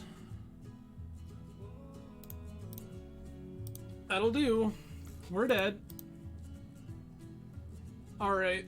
So take Electricity, take these Pyroblasts.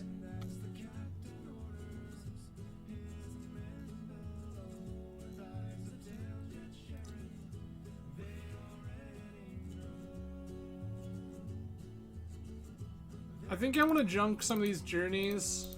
I think they're just really, really slow. I don't think these relics particularly matter, so I'm going to junk those too. I'm just boarding the blasts, the extra Electricity. Want to try to clear fairies if I can.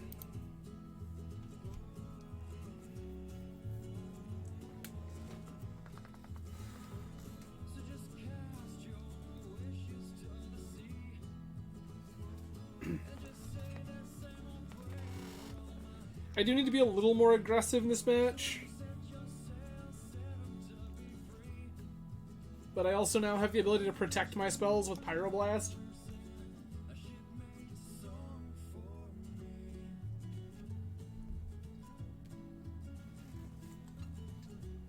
So, hopefully we get a little...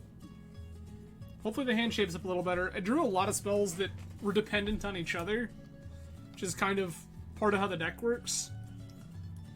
But it just never shaped up.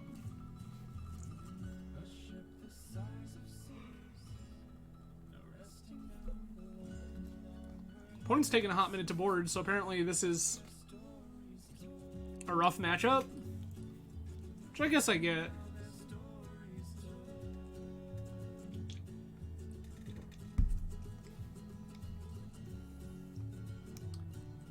I wish we had an extra Sentinel for this matchup. Sentinel's like one of the best cards in the matchup.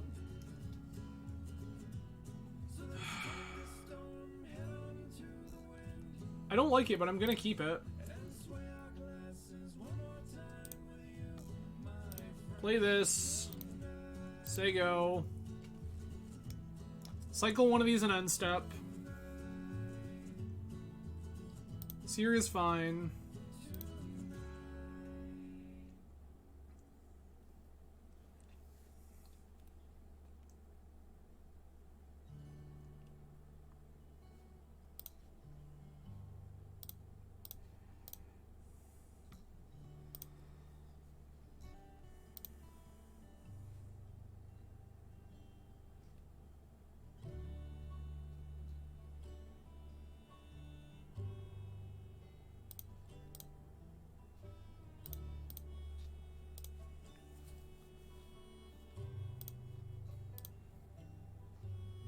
Cycle that one for a mountain.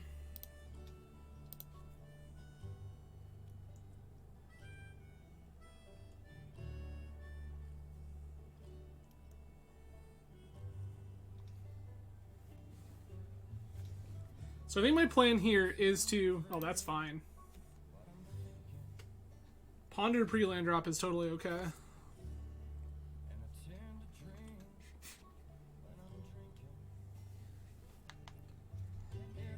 So I think my plan here is to jam Inspector off of the white from Garrison.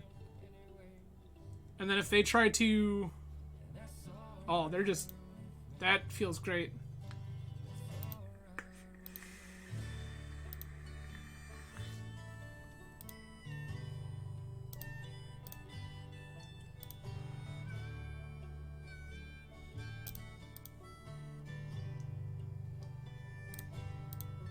Get this out of the way.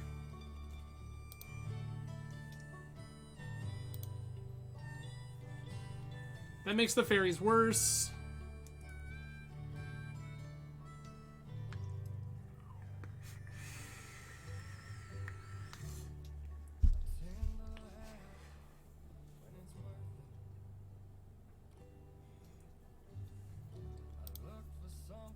Opponent cycling. Probably just clearing the card from Ponder.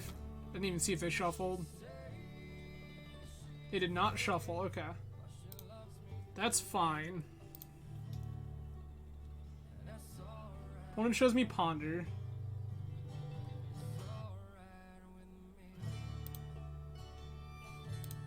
Cycle this. That's decent. That's also very good. Not gonna lie.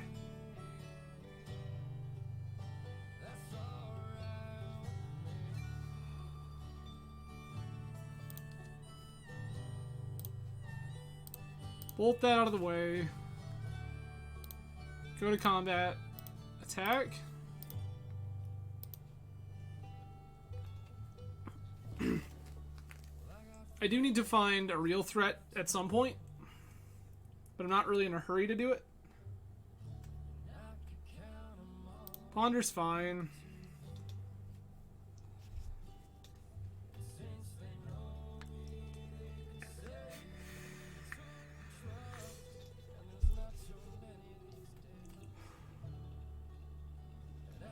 Ash Barrens is land for turn. Not particularly where you want to be with this deck.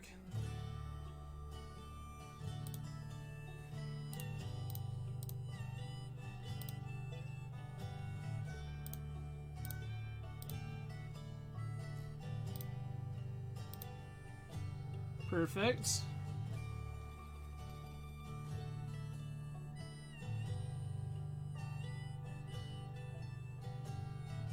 Play my Boros Garrison here.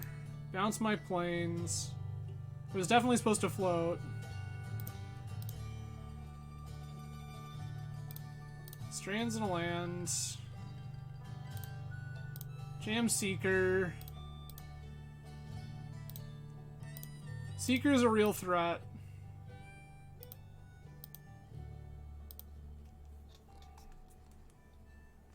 Opponent has a grip full of cards though, so that's real. Preordain. Opponent's still digging for something.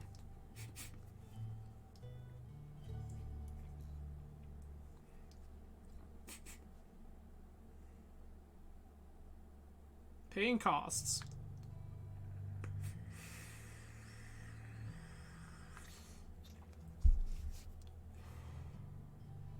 Waiting.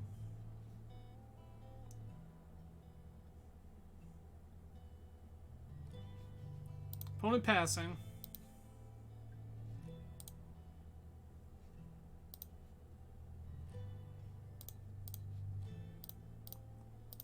Clear my attacks.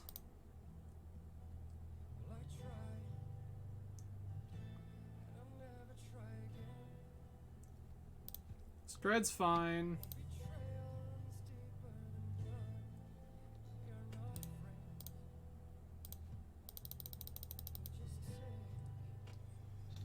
Pay 4 for Palace Sentinels.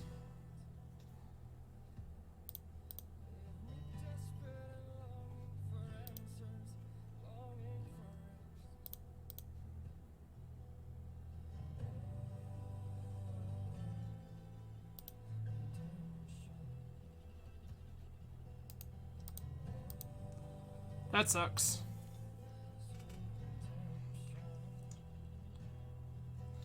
Definitely wanted to do that on my turn while they were tapped low.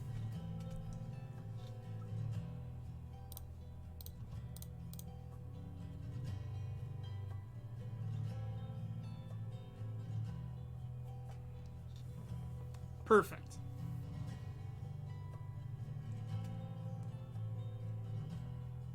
I mean, yeah, that's fine.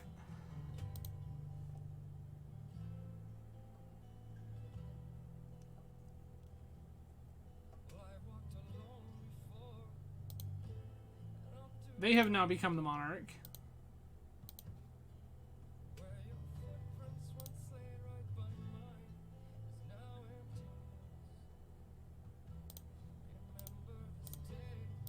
Screech.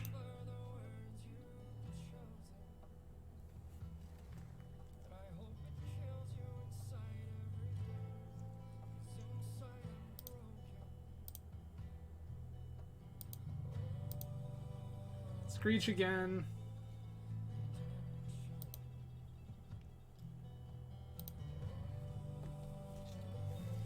I do need to find an answer for this Commodore.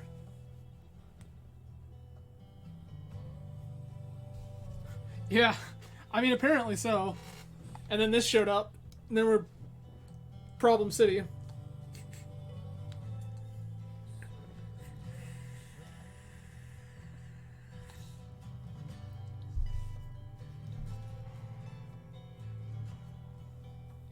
So, I will absolutely trade these off for the Commodore.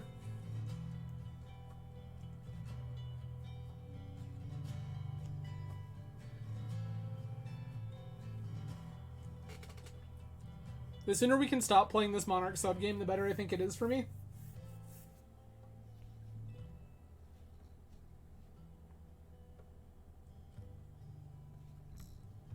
Opponent has a ninja. Sure.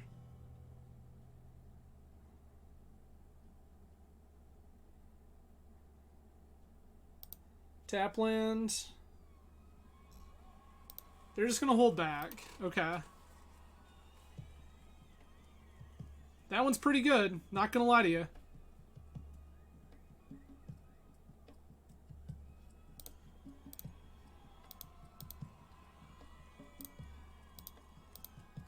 I mean, we think we just go full tilt. That's a lot of damage, friend.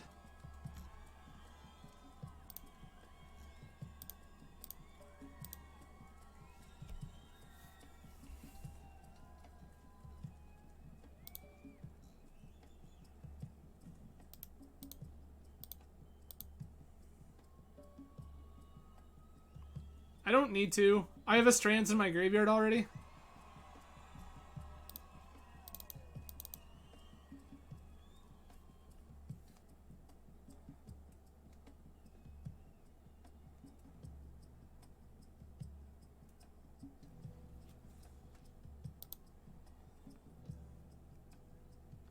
That's 12 damage they're now taking.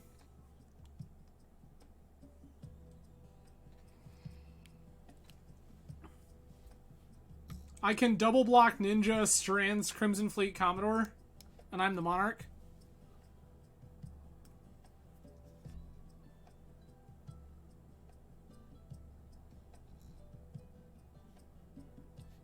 Yeah, that's fine.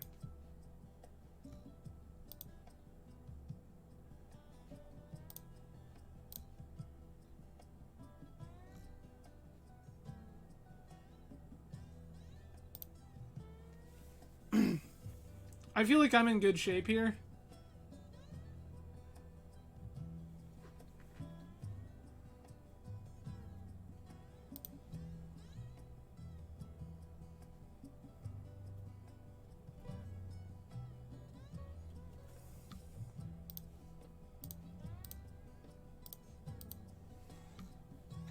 I'm willing to trade those.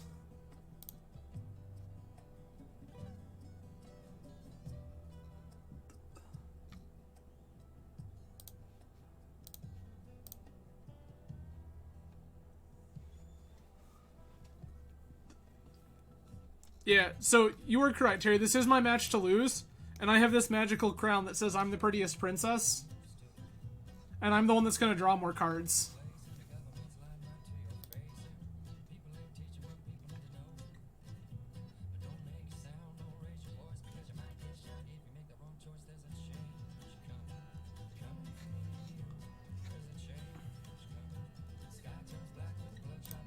Sick. Yeah, so I think that position was very fine to do that in. Because with the Strands in the bin already, I had the ability to take the Ninja off the table by losing 2 of my bodies, fog their Commodore, and then crack back for lethal. And I'm still the Monarch.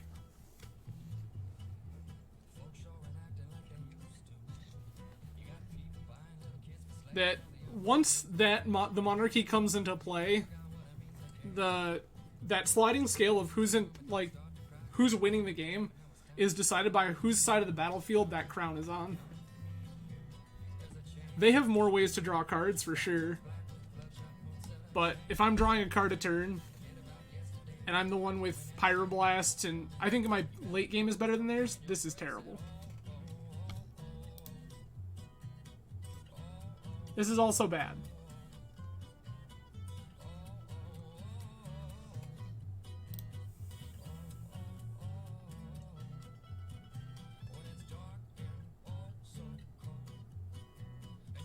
Gross.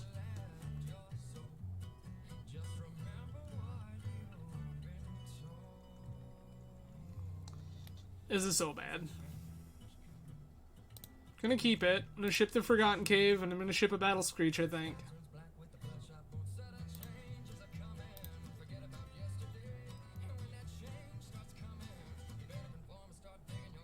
Turn 1 Fairy Seer. Yep, makes sense.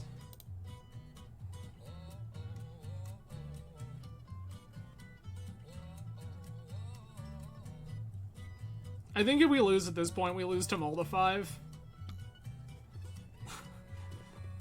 Like, I'm gonna be real.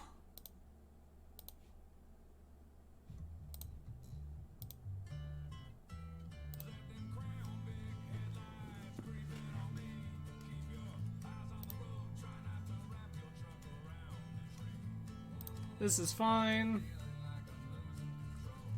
We're getting ninja'd and I'm sad about it, but it's happening.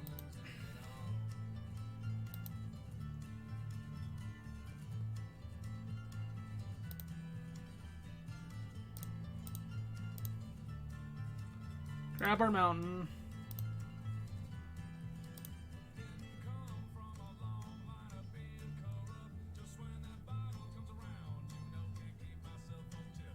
Alright.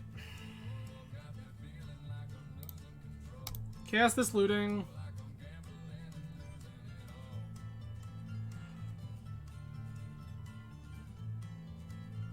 I think I'm putting Strand's Battle Screech.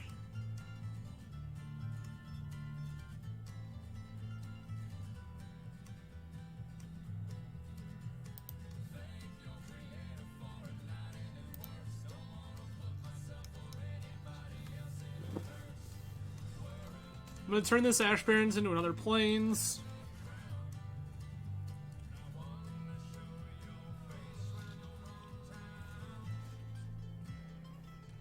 This is unfortunate that they get a free turn with this ninja. Like, that's kind of a problem.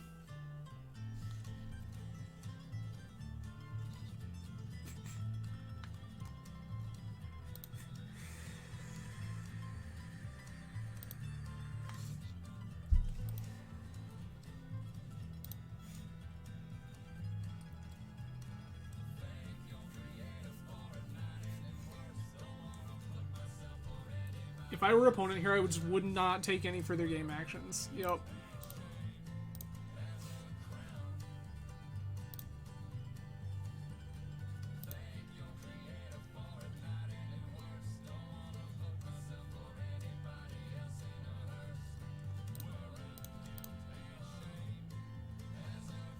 Cast this Hawk. Yes, please. Take all these. Gonna cast another looting here.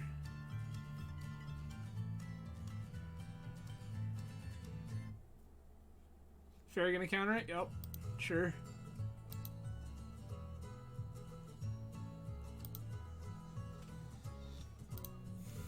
Okay.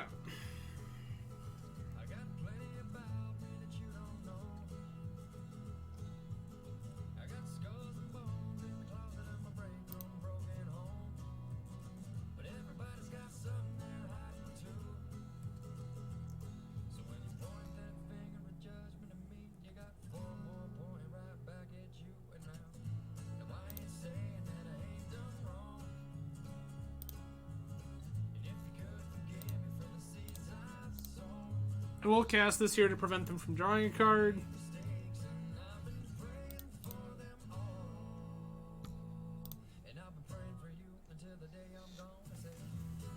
That was tap one white creature you control, Stifle.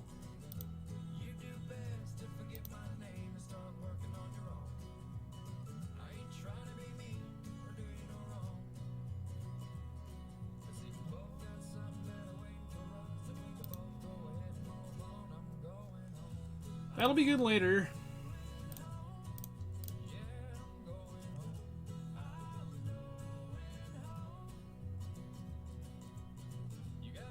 Nope.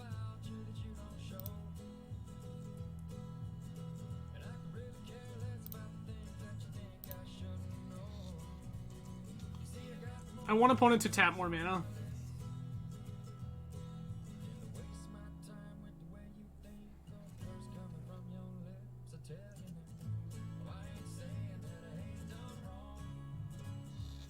If opponent taps more mana here, we just electricity them.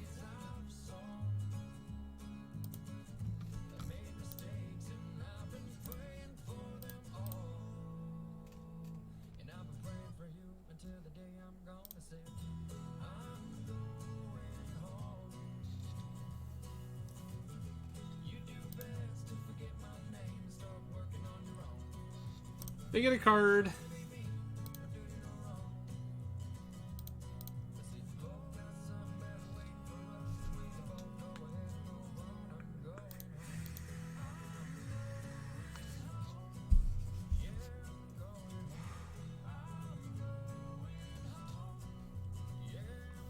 Also, Terry, what you're talking about came into play here. Opponent is at 8 minutes on the clock.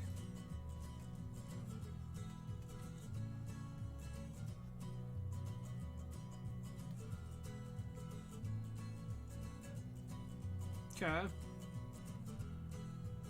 That's good news.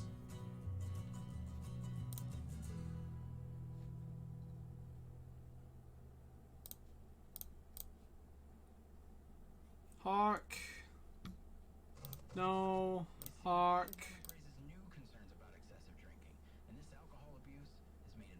No. Garrison.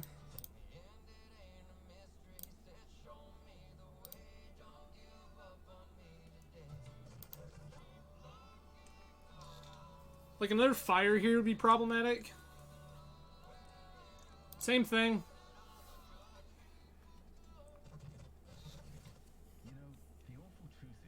Just needed not to get 2 for 1 there. And we wish there was something we can do. We simply move on. Ninja, yep. Back to 4 cards in hand. We play the mountain here because that's the card they know about. New research is blaming the echo chambers created by social media for the polarization. It's another ninja, sure.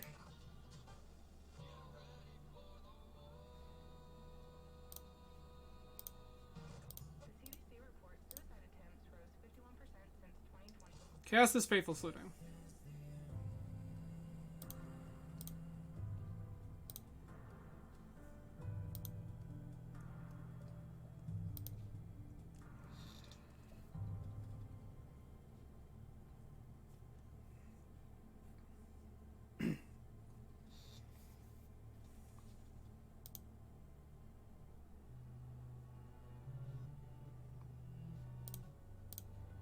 And we'll try to take one of these out of play here.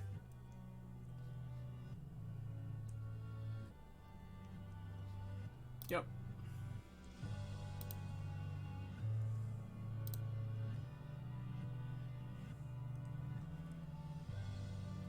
I do need to find a way to slow this clock down. And opponent's getting a grip full of cards again, which is bad. So one of them was Ash Barons, which is fine.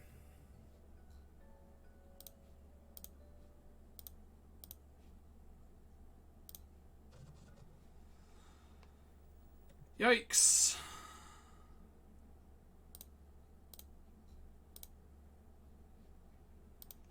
Okay.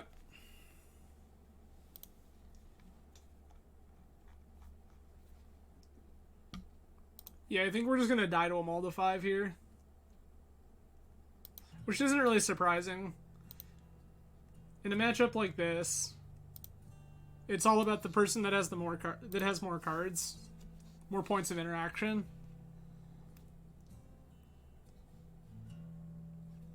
It's Fairies here. Yep.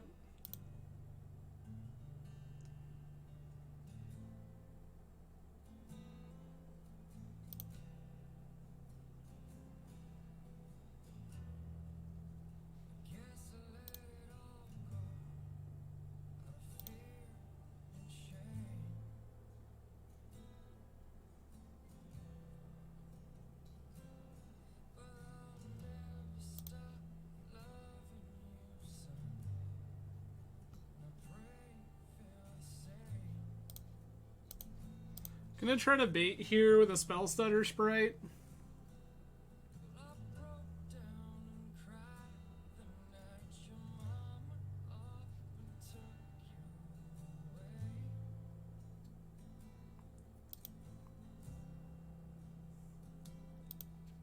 The 1 point doesn't particularly matter here. I wanted to see if I could get opponent to move on a Spell Stutter Sprite. If they have one. Gross. Yup.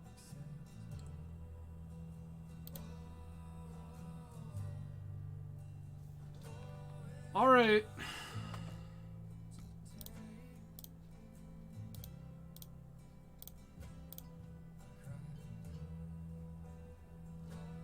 Show me your counter. Oh, no counter spell. Baby, let's go. We might actually get somewhere, folks.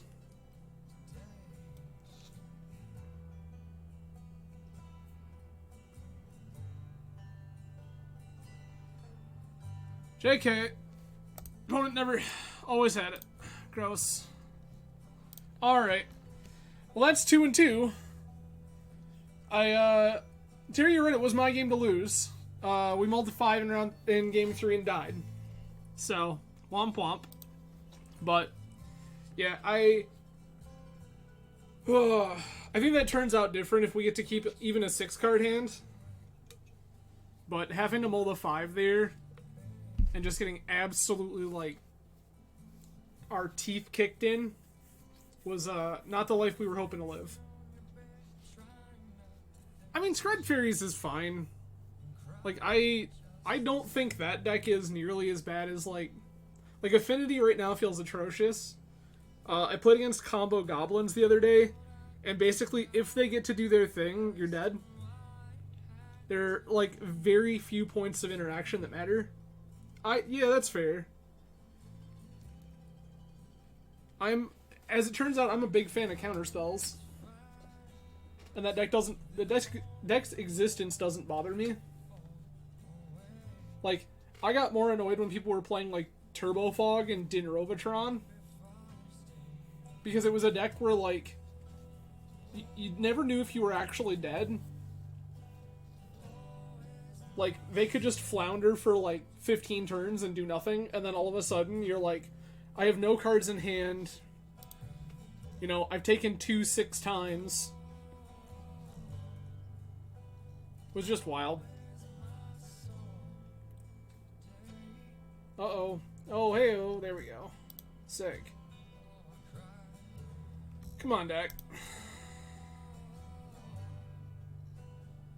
I'm gonna keep this. I'm gonna ship an Ash Barons away.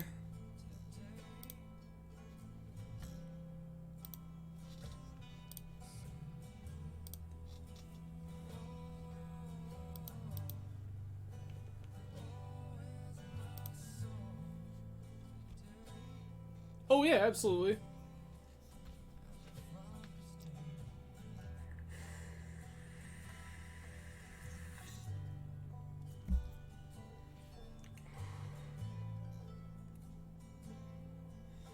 I mean, that's fair. The flicker effects have done a lot of garbage in the format. Oh, hey, look, the thing is happening again. That's fun.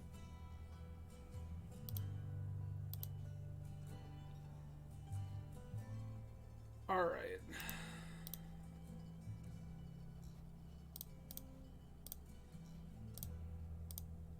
Cycle this for white.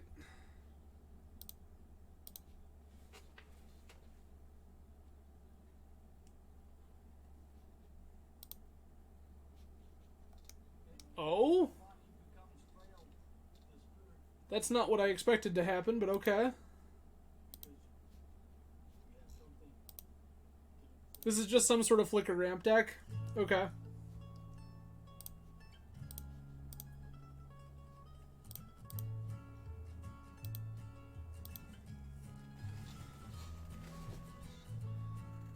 I mean, that's fair.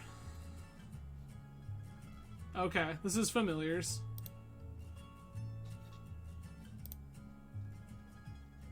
Seagate Oracle, sure.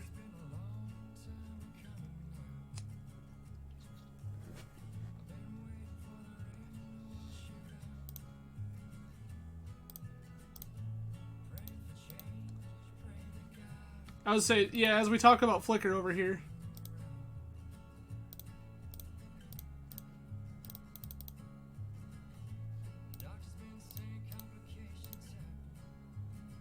Meanwhile, me, an intellectual, just making a bunch of flyers.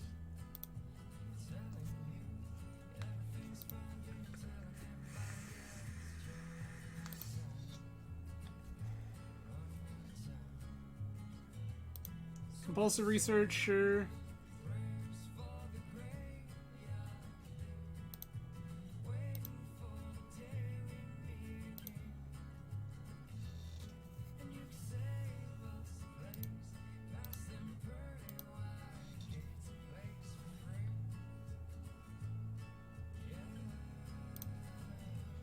So I don't think this is a very reasonable argument to keep flicker. Gross. Guess I'm going to dump Ash Barrens.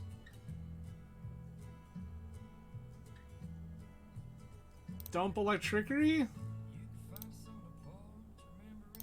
Pick this up.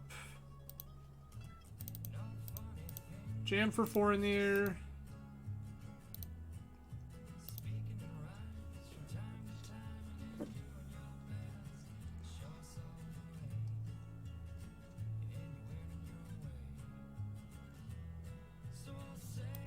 Sure. Archaeomancer, yup. Return Snap. Return Compulsive Research, sure.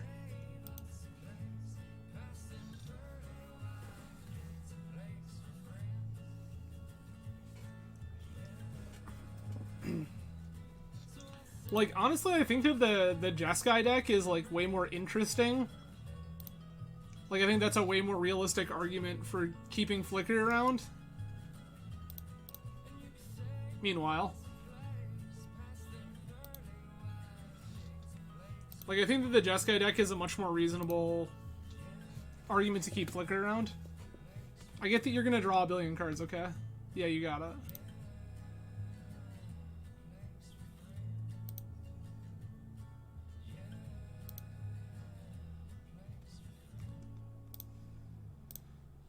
Faithless Looting, save me.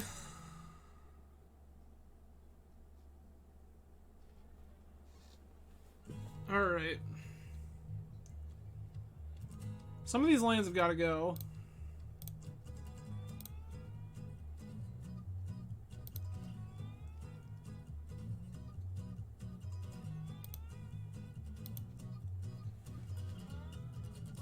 Just waiting for opponent to cast a Flicker here.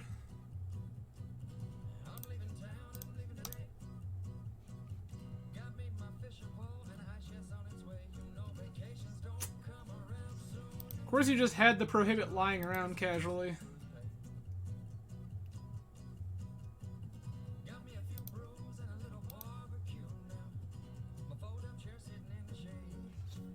Yeah, it's pretty gross.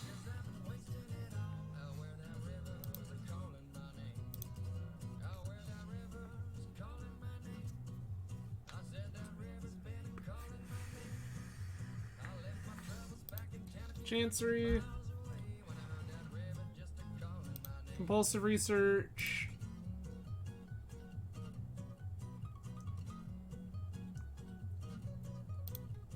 Yup.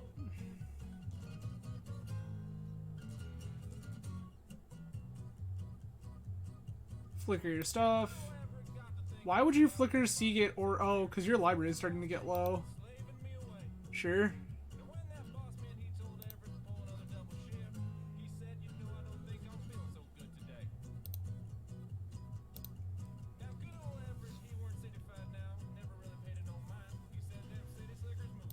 Ephemerate the Archaeomancer. Get back. Prohibit. Sure.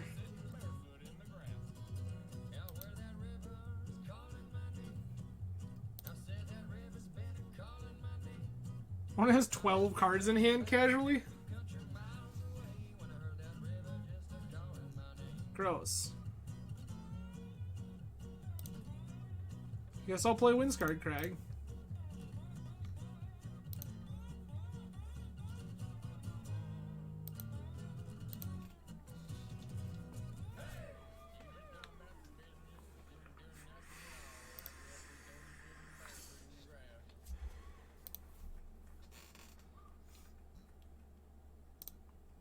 Yeah, put your ephemerate back up. I get it. Yep.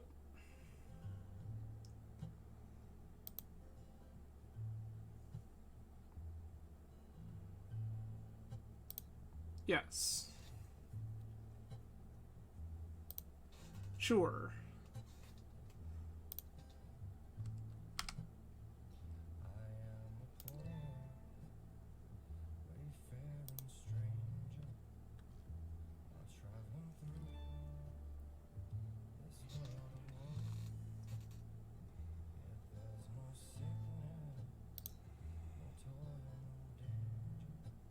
You got it.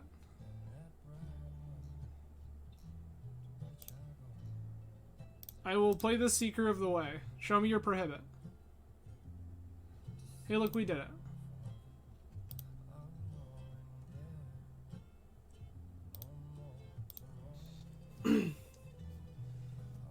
Like, opponent hasn't showed me a real win condition yet.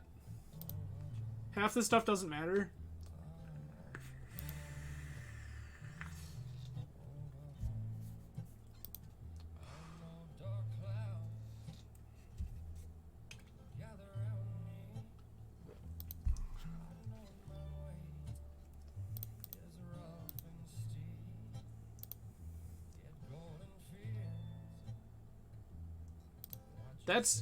I guess that's opponent's, like, fail point here, is that most people will concede to these sadness engines.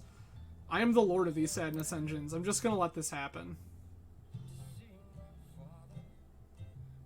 Opponent has to show me something that actually matters. Why did you float all that mana?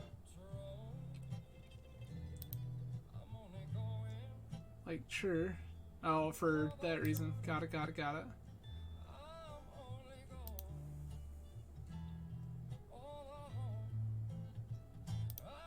Yup.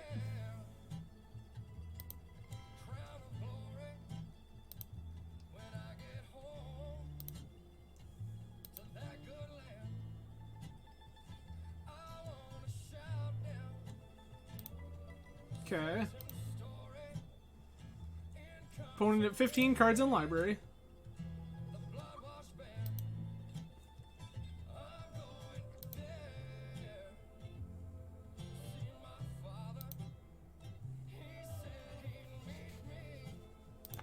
Snap their Archaeomancer, sure. Archaeomancer once again. Gets back Prohibit.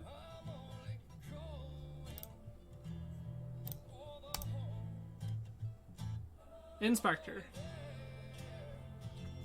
You got it.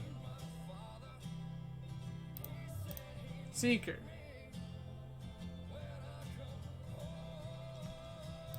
Flicker, get back, prohibit. Sure.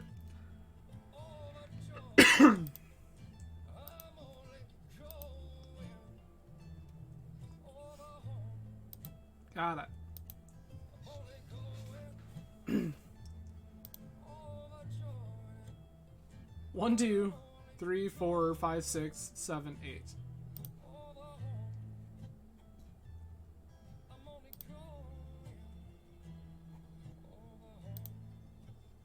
Gets back Ephemerate. Yup. 14 cards in library. More mana at the ready. 13 cards in library.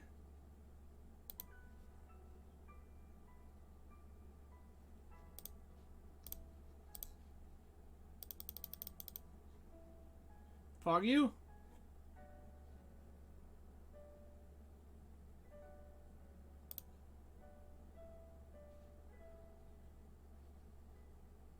Okay.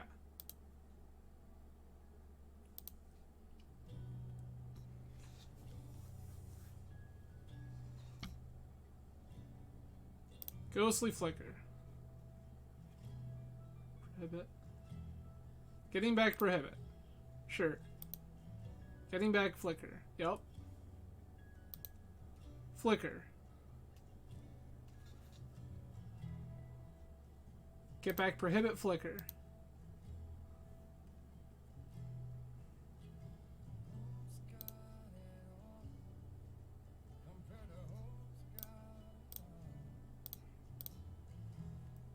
This one.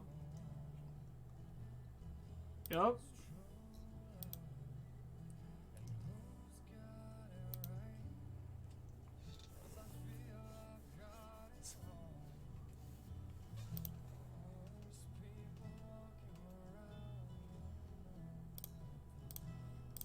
I will once again show you this Prismatic Strands.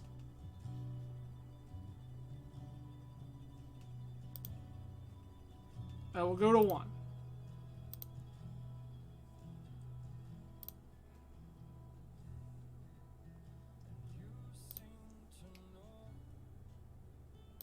Sure.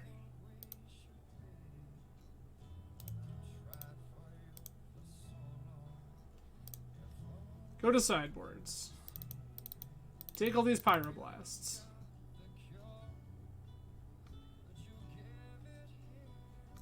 Keeping Relic for obvious reasons. Journey also good.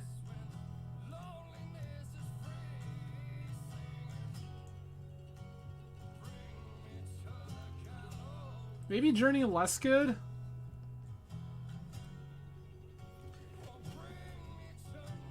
Electrickery is not spectacular. We can cut that one. And then I think it is correct to just cut the Journey to Nowheres because they're sorcery speed.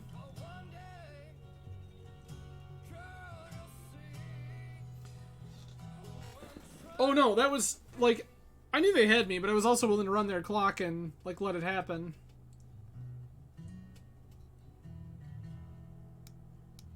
I'm debating if the answer here is to cut Journey or to cut, like, some number of these other things.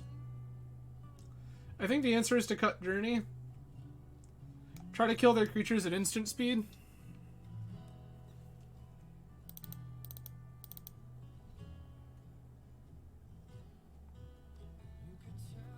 Could also see an argument to try to do...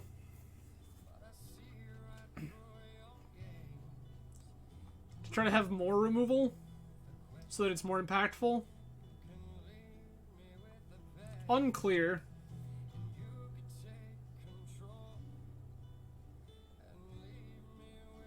I guess I'm going to bring the Journeys back in. I think I'm going to shave a Rally and 2 Strands. I don't want to see a ton of Strands. And if everything else goes right, like, I'm dismantling their plan anyway. This seems great. I'm going to keep.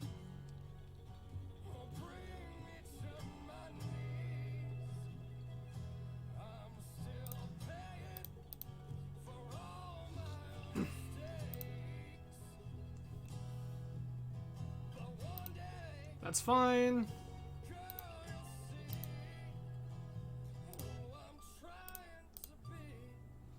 Play Inspector.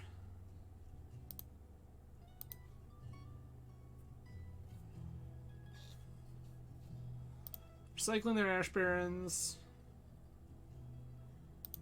Abundant Growth. Yep.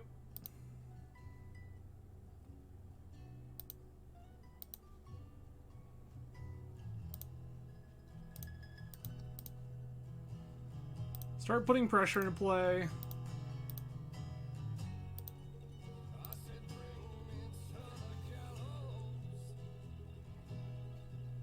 Preordain resolves.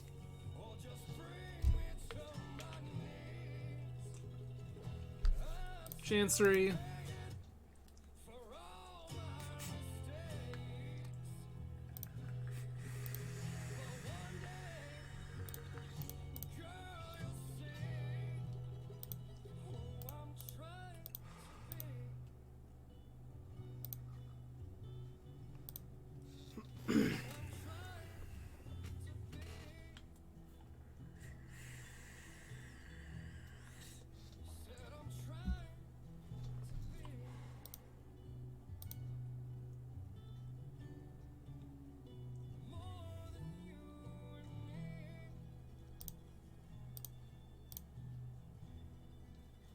Cycle that for white.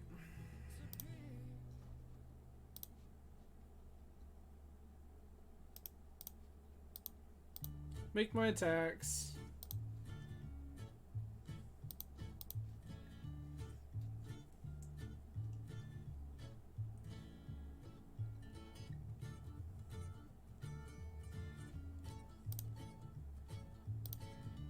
Just gonna let that happen.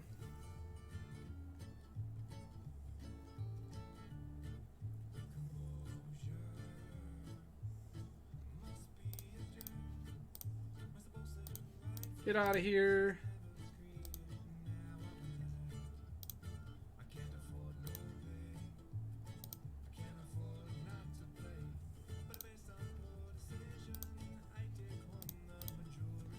Crack this.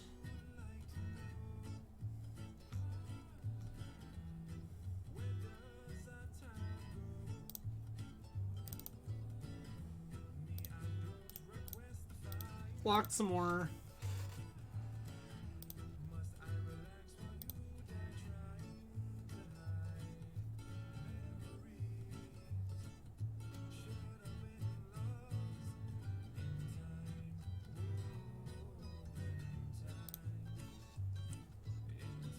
You get your snap.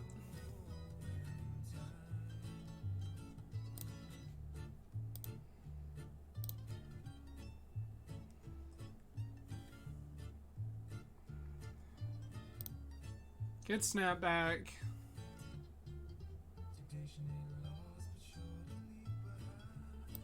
It's fine.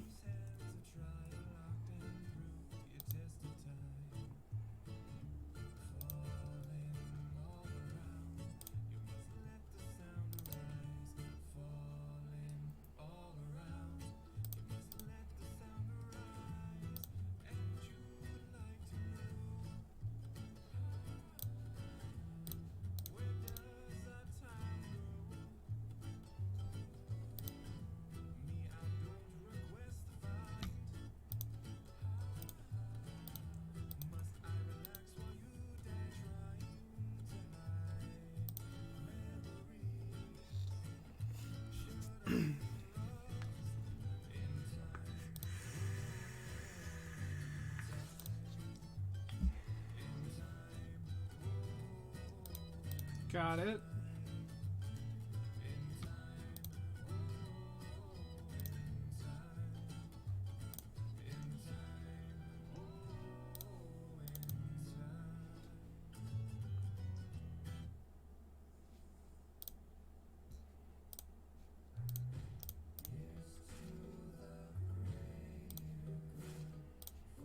Snap these off. Keep their board clear.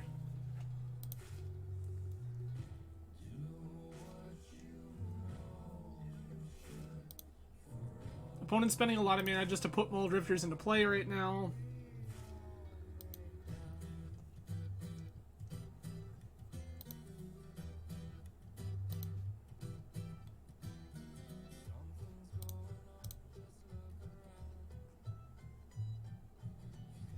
That's pretty gas, I'm not gonna lie.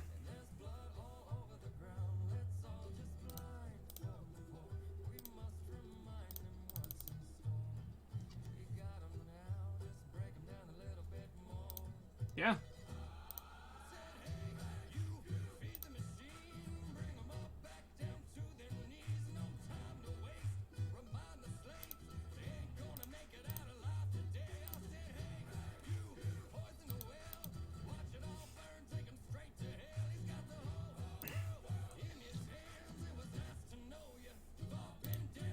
They're gonna draw some more cards to their Mole Drifter.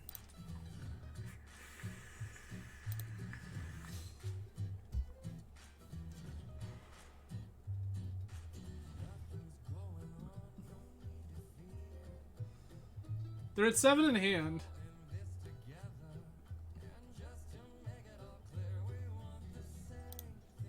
K-Mancer gets back what? Ephemerate. Sure, that makes enough sense. Get back snap. Yep, there it is.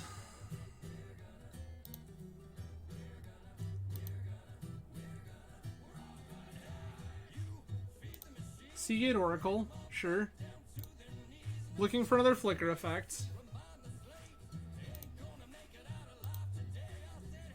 Feels like they found a counterspell.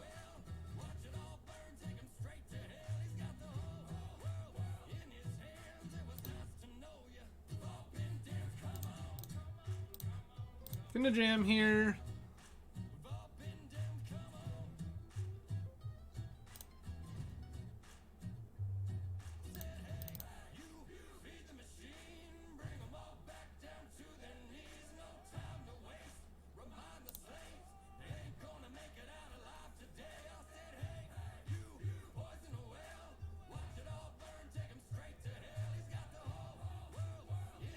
While they're tapped out, I'm going to take out this Archaeomancer.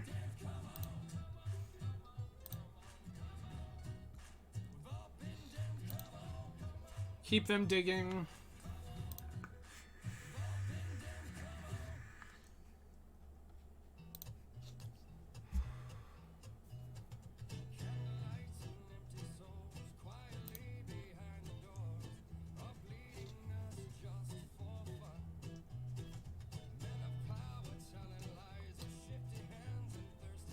And drop. 5. Gross.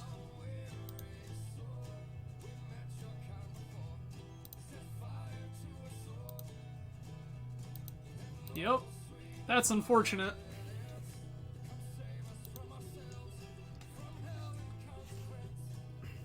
Yeah, Reaping the Graves is big game. Let's get back Prohibit. Let's get back Snap, sure. Bird, yep. Preordain.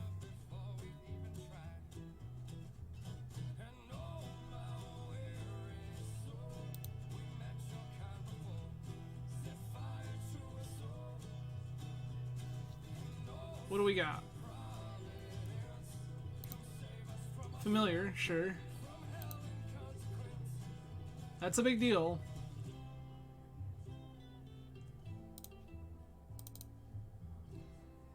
Seeker. Also Seeker.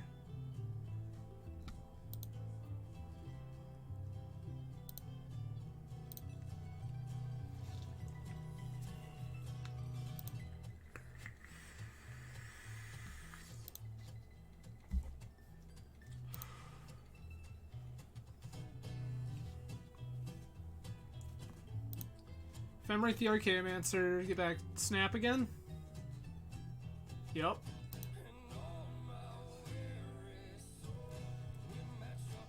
Snap their own Archaeomancer. Sure.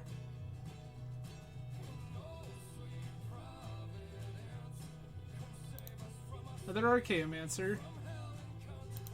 Snap again. Once again targeting Archaeomancer, sure.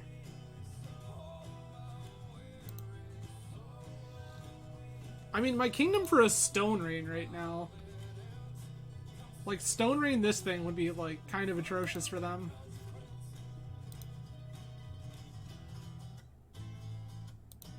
Snap their Archaeomancer again.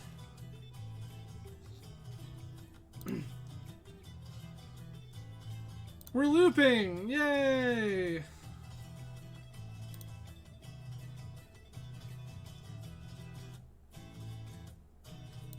You got it. Opponent currently taking game actions that aren't really achieving anything. We're getting a little mana going.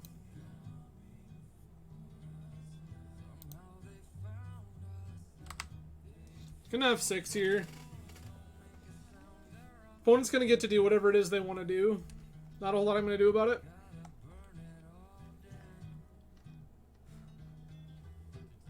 Snapbird.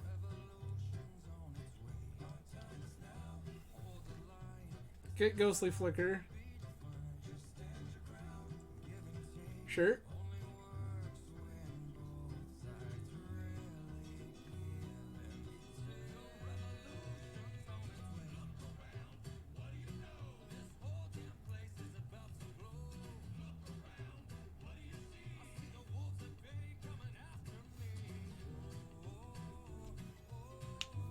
So, and for anybody who was paying attention earlier, who was curious as to why Terry was complaining about Flicker Effect, this is it.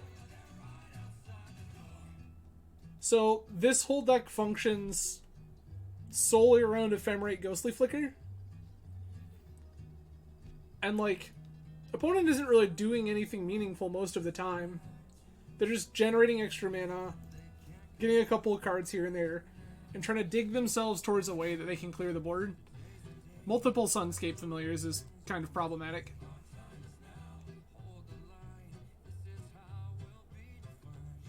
Also, opponent has spent almost a solid minute doing whatever it is they're doing.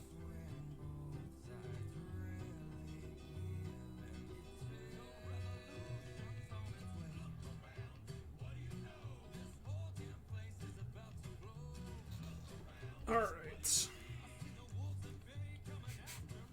So hopefully everyone else is having a great night. I appreciate you all joining me. We've entered the AMA portion of tonight. while our familiar's opponent does whatever it is they're doing, trying to assemble some sort of kill.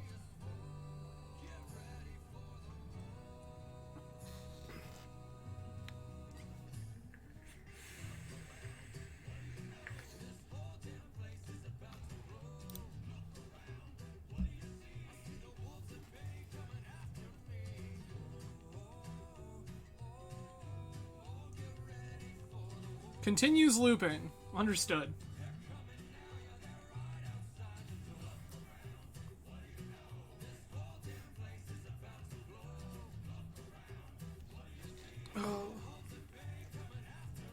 So, for anyone who follows my content, I will be streaming twice more this week. On Thursday, this one.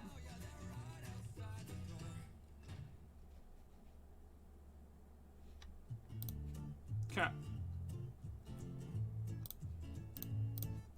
This one. I'll be streaming twice more this week. Once on Thursday playing some more Vintage Cube. And then again on... sure. Again on Saturday playing some actual factual Vintage.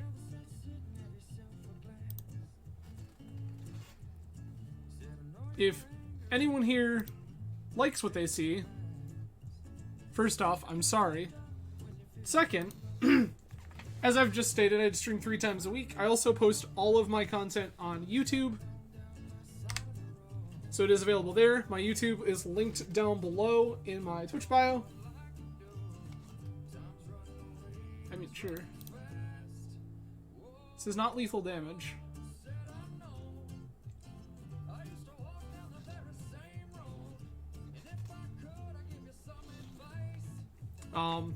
Most of the leagues are far more engaging than this. We just so happen to have run into familiars, Bogles, Scred. Bogles being a matchup where it's a matter of sit and wait for specific cards. Scred, a matchup where you're just kind of sitting and waiting, and whichever one of you blinks first probably loses the game. And then this mess.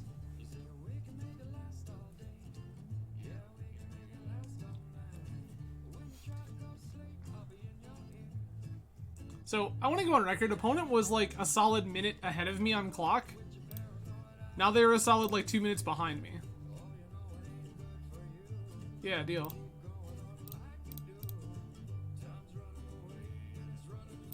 Deal. You got all your prohibits back. Congratulations. 2, 4, 6, 7, 8. Hooray! Alright, well... a pretty solid 2-0 into a pretty underwhelming 2-3. The back half of that league, we got a little unlucky. We got some matchups that this particular deck list wasn't really ready for, i.e. Bogles. But yeah, I think overall, I do like this deck quite a great deal. You will see a little more Pauper on this channel because I think that, despite what you just witnessed, and the Affinity Menace, I think the format is actually in a pretty okay spot right now. And I think the format is a little more engaging, a little more fun than some other formats at the moment. So, for anyone who missed the beginning of the stream, this is what we played tonight. This is Miyazono's 15th place challenge list. Boros Bully or Boros Monarch. The decks are basically one and the same anymore. So... I think that this Circle of Protection green is less good than effects like Leave No Trace. I think that Leave No Trace allows you to just clear boards, whereas Circle of Protection green leaves you staring at your opponent, going, huh, well, neither one of us can really do anything right now, so I guess we'll just hang out. Yeah, so that's kind of unfortunate. And then the damage prevention thing kind of sucks.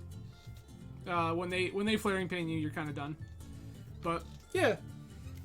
Anyway, that'll do it for me for tonight, everybody. Catch me again Thursday night with some more Vintage Cube.